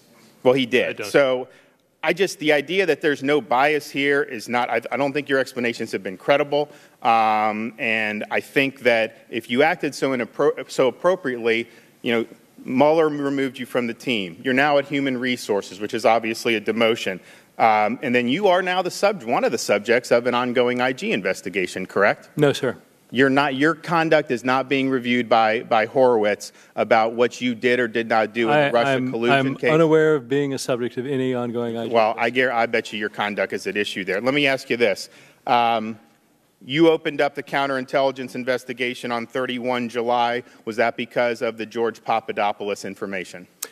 Sir, I can't get into the guidance that the FBI has provided me about answers I can provide. That gets into a level of detail that I can't, that I've been directed not to provide. You have answered some questions. I mean, I think this has been a little bit of convenience. I mean, you've answered some questions about there was grave concerns and all this stuff about why you were doing it. You didn't do that. The dossier, was the dossier a part of why you opened up the investigation? No, but sir, none of this has been convenience. All of this has been based on what the department has worked out with Chairman Goodlatte about what is permitted and not. This is not a function of convenience. So the dossier was not part of it. That's important. When did you learn the dossier was funded by Hillary Clinton and the Democratic Party? I don't think that's an accurate representation, and the department or the FBI has directed me not to answer that question based on ongoing Well, right. So Hillary, DNC sent to Perkins Coie, who sent to Fusion, who paid, I mean, come on. Again, it was a political document, correct?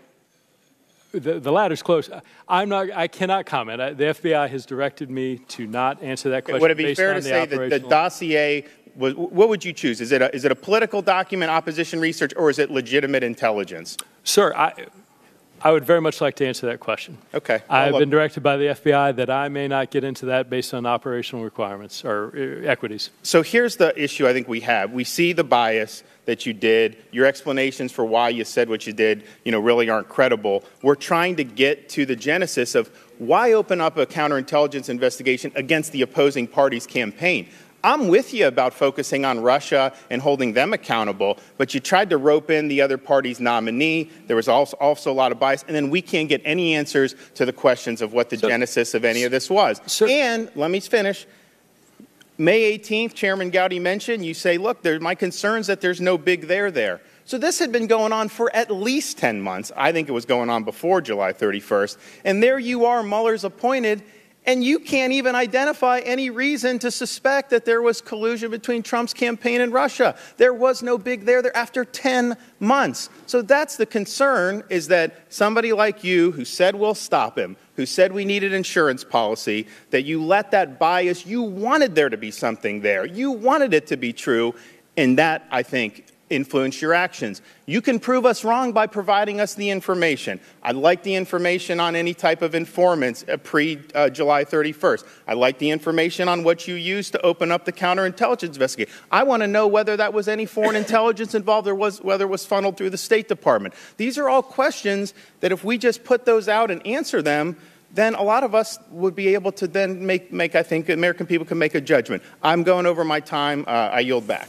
Mr. Chairman. Time of the gentleman has expired. Question. Briefly.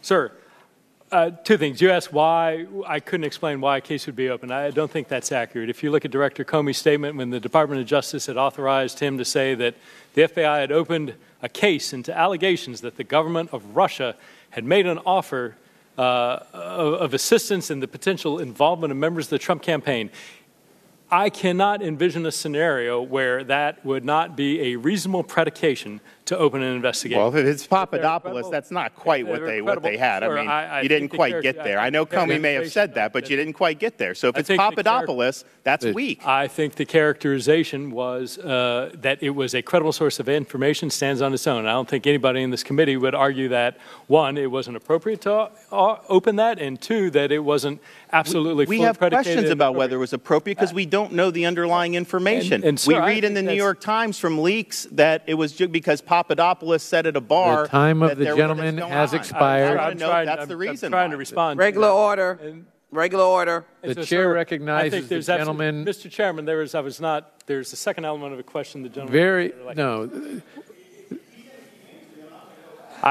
You raised the question about whether or not I agreed with the Inspector General that I had acted in any way that was biased. You had an opportunity to answer that earlier. Sir, I did not. So, to this the gentleman from Illinois, Mr. Krishnamurthy, is recognized for 5 minutes. Thank you, Mr. Chair. Thank you, Mr. Strzok. Mr. Strzok, on July 3rd, your lawyer, Mr. Goldman, made the following statement to Chris Cuomo on CNN regarding you, his client. On Fox News, they talk about him as the center of this anti-Trump cabal that was determined to throw the election against Trump. None of this has a shred of truth. Do you agree with this statement, sir? I do. And in a June 19th op-ed in USA Today, your lawyer said regarding the Russia investigation, what we call the Russia collusion investigation, that you and your team, quote unquote, went out of their way to prevent leaks and actively ensured that news reports did not overplay the seriousness of the investigation. Is that true, sir? Yes. Now tell us why it's so important to prevent leaks from the FBI to journalists or to others. Leaks are terrible. They undercut things in a variety of ways. They can upend investigations. They can lead to incorrect assumptions. They can let witnesses, subjects know that they're being investigated. They can lead to wild speculation, destruction of evidence, any number of really bad, disclosure of classified information, any number of really bad adverse things. Got it. The DOJ IG's report has this to say about your involvement in the decision to inform Congress about the Wiener laptop.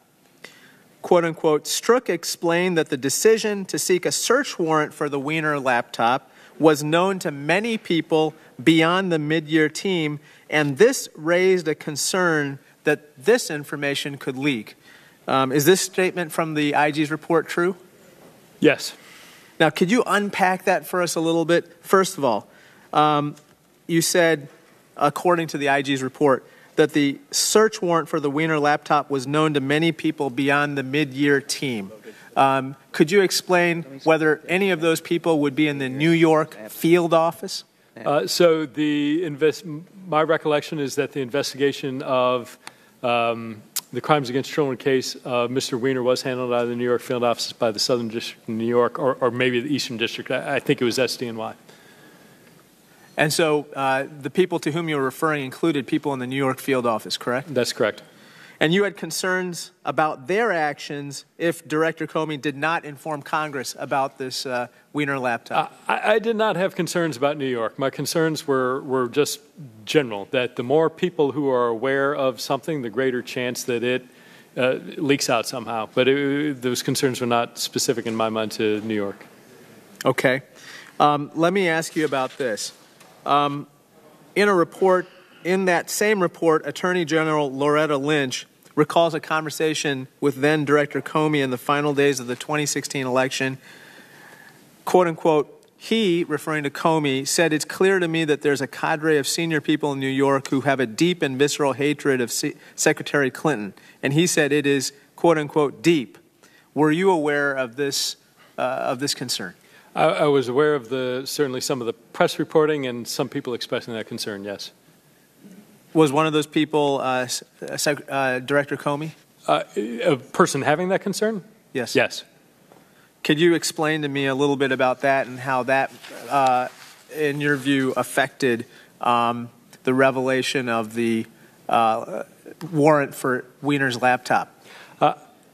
You'd have to ask Director Comey that. I think there was discussion, I remember, and particularly some of it was in the context of reporting from Mr. Giuliani and others talking about connections to New York. But again, I don't want to scapegoat New York because a lot of people were aware of it and there were concerns just about the number of folks. But with regard to Mr. Comey, my recollection is that he was aware of those concerns, but I was not privy to discussions he had with the Attorney General or other concerns he might have had outside of my presence or conversation. Now, with regard to Mr. Giuliani, on October 25th, then Trump campaign advisor Rudy Giuliani promised a quote-unquote pretty big surprise coming up in the campaign. On October 28th, Giuliani claimed to be in contact with former agents and a quote-unquote few active agents who obviously don't want to identify themselves.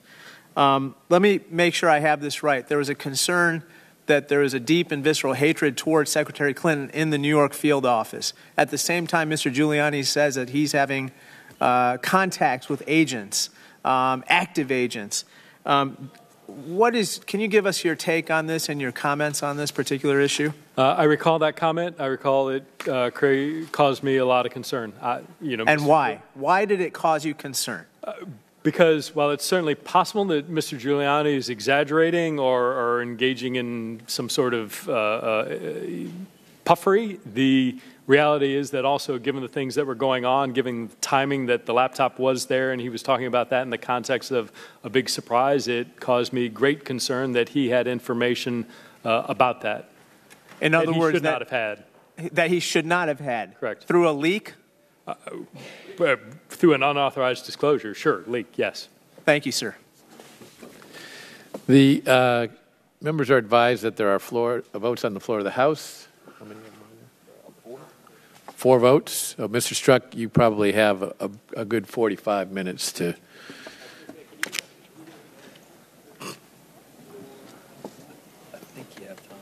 All right.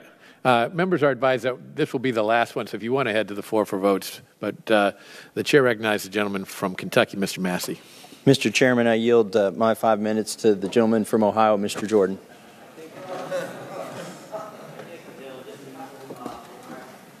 Sir, I can't hear you. Just a couple questions. That's almost 5. Agent Strzok, in earlier round, you said you never talked to Glenn Simpson, right? Correct. And you never talked to Nellie Orr. Correct. And you wouldn't say whether you knew if Nellie Orr worked for Fusion. Is that correct? My understanding from my direction of the FBI is I'm not permitted to answer that question. Okay. But you did say you talked with Bruce Orr, fellow Department of Justice employee, and Nellie Orr's husband. Yes. But it is common knowledge that Nellie Orr worked for Fusion in the summer of 2016. Is that right? I don't know if it's common knowledge or not. It's been in all kinds of reports. Oh, it is now, all kinds yes, of absolutely. press reports. All right.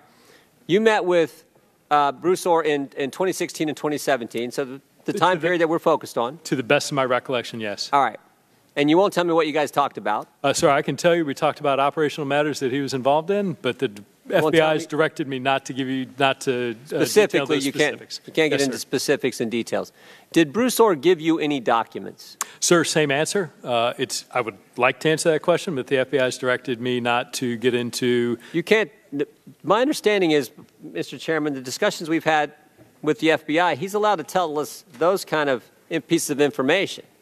I'm not asking what the documents were. I'm just asking, did Bruce Orr ever hand you documents? I understand full well what your question is, sir, and I would love to answer it. My understanding from the FBI is when it comes to operational details, including whether or not we collected evidence or didn't, that I'm not permitted to answer that. I would love to answer that question. All these. I mean, you understand where I'm coming from, right, Agent Strzok? Sir, I understand your frustration, and what I'm here to tell you is I think the answers would set you at ease. Yeah, you understand. We got an email from you briefing everybody on the team, all the key players, Ribicki, Baker, Page, Maffa, Priestep, and Andy McCabe. And in that email, you say the dossier that you are now looking at that BuzzFeed is printing has differences from the one given to us by Korn and Simpson. Earlier today, I asked you who Korn and Simpson is, and you wouldn't answer that. It's kind of funny to me because yesterday, David Korn tweeted out, he's the Korn in your email. So the guy himself's identified himself. We all know it's David Korn, and then the other name is Simpson. So you have this, and we're wondering how the dossier got to, or if, more importantly, if the dossier got to the FBI through media sources, not just through Christopher Steele. And of course, we know Nellie Orr worked for the guy you're mentioning, Glenn Simpson. She worked for him the whole time. You've never had conversations with her, but you did have a lot of important conversations on operational matters and ongoing investigations with her husband, Bruce Orr, who's also happened to be reassigned at the Department of Justice. And I'm just one, and you've said that, well, you won't answer the question whether Mr. Orr has given you documents or not. So I'm just wondering if that was the route. Was that the route the dossier went? Glenn Simpson to Nellie Orr, to her husband, and then to you. Sir, I understand. That's my frustration. I understand your question. I understand your frustration. I understand the absurdity of something produced that you're reading that I've been directed not to answer questions about. The best I can do is tell you I would like to answer you, and I'm afraid it's an answer that would both reassure you and disappoint you. Well, we're going to be asking, I think, Mr. Chairman, if it's okay with you, we're going to be asking the FBI and the Department of Justice to give us those documents that may or may not have been exchanged between Mr. Orr and Agent Strzok. I think that's something this committee would like to have and see what those, if in fact there were documents, what the heck they were. I got a minute. I'll yield it to you're going to love this, and it's going to. And see what those, if in fact there were documents, what the heck they were. I got a minute. I'll yield it to. You're going to love this, and it's going to upset the vote. I have been instructed that the FBI has now told me that I can answer questions about the receipt of the documents. So I will defer, Mr. Chairman, if you would like to hear that or take your vote. The gentleman may proceed with his questions, and you may answer. May I confer with counsel briefly to see if this is completely unbounded or if there are any limitations on what I may say? Well, I got a lot of questions I've asked all day long. Let's ask the one you've been told you can answer. All right, so let's hear the answer to this one. Which question, sir? The one that's on the table about the documents. Sir, the documents we received from a different source in the initial batch in mid-September. Wait. No. I'm not understanding. You said you got, go back. Did you get documents from Bruce Orr? Yes. At some point, we received material from Mr. Orr. You got documents from Bruce Orr. And what were those documents?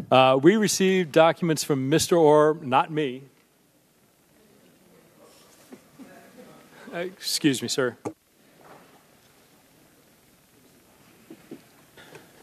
I can maybe make it simpler. Agent Strzok, was it the dossier?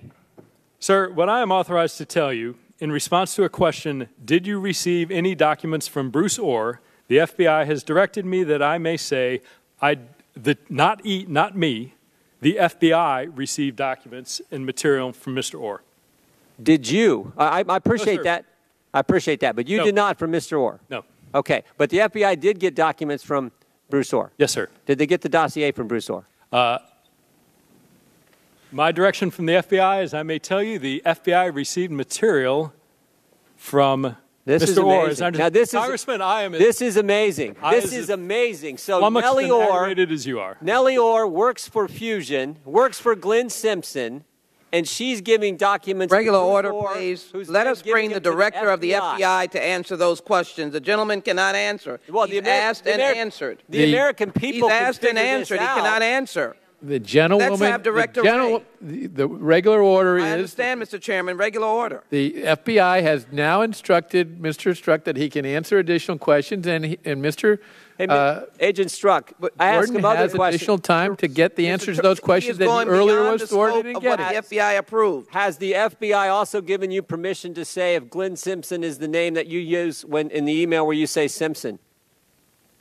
I don't believe they have given me guidance. My most recent understanding of my guidance from the FBI is in response to the question of whether the FBI received documents from Mr. Orr. The answer is that yes, we did, and that's all I'm authorized to say. Has the FBI given you information to tell me whether you knew Nellie Orr worked for Fusion at the time you were meeting with her husband?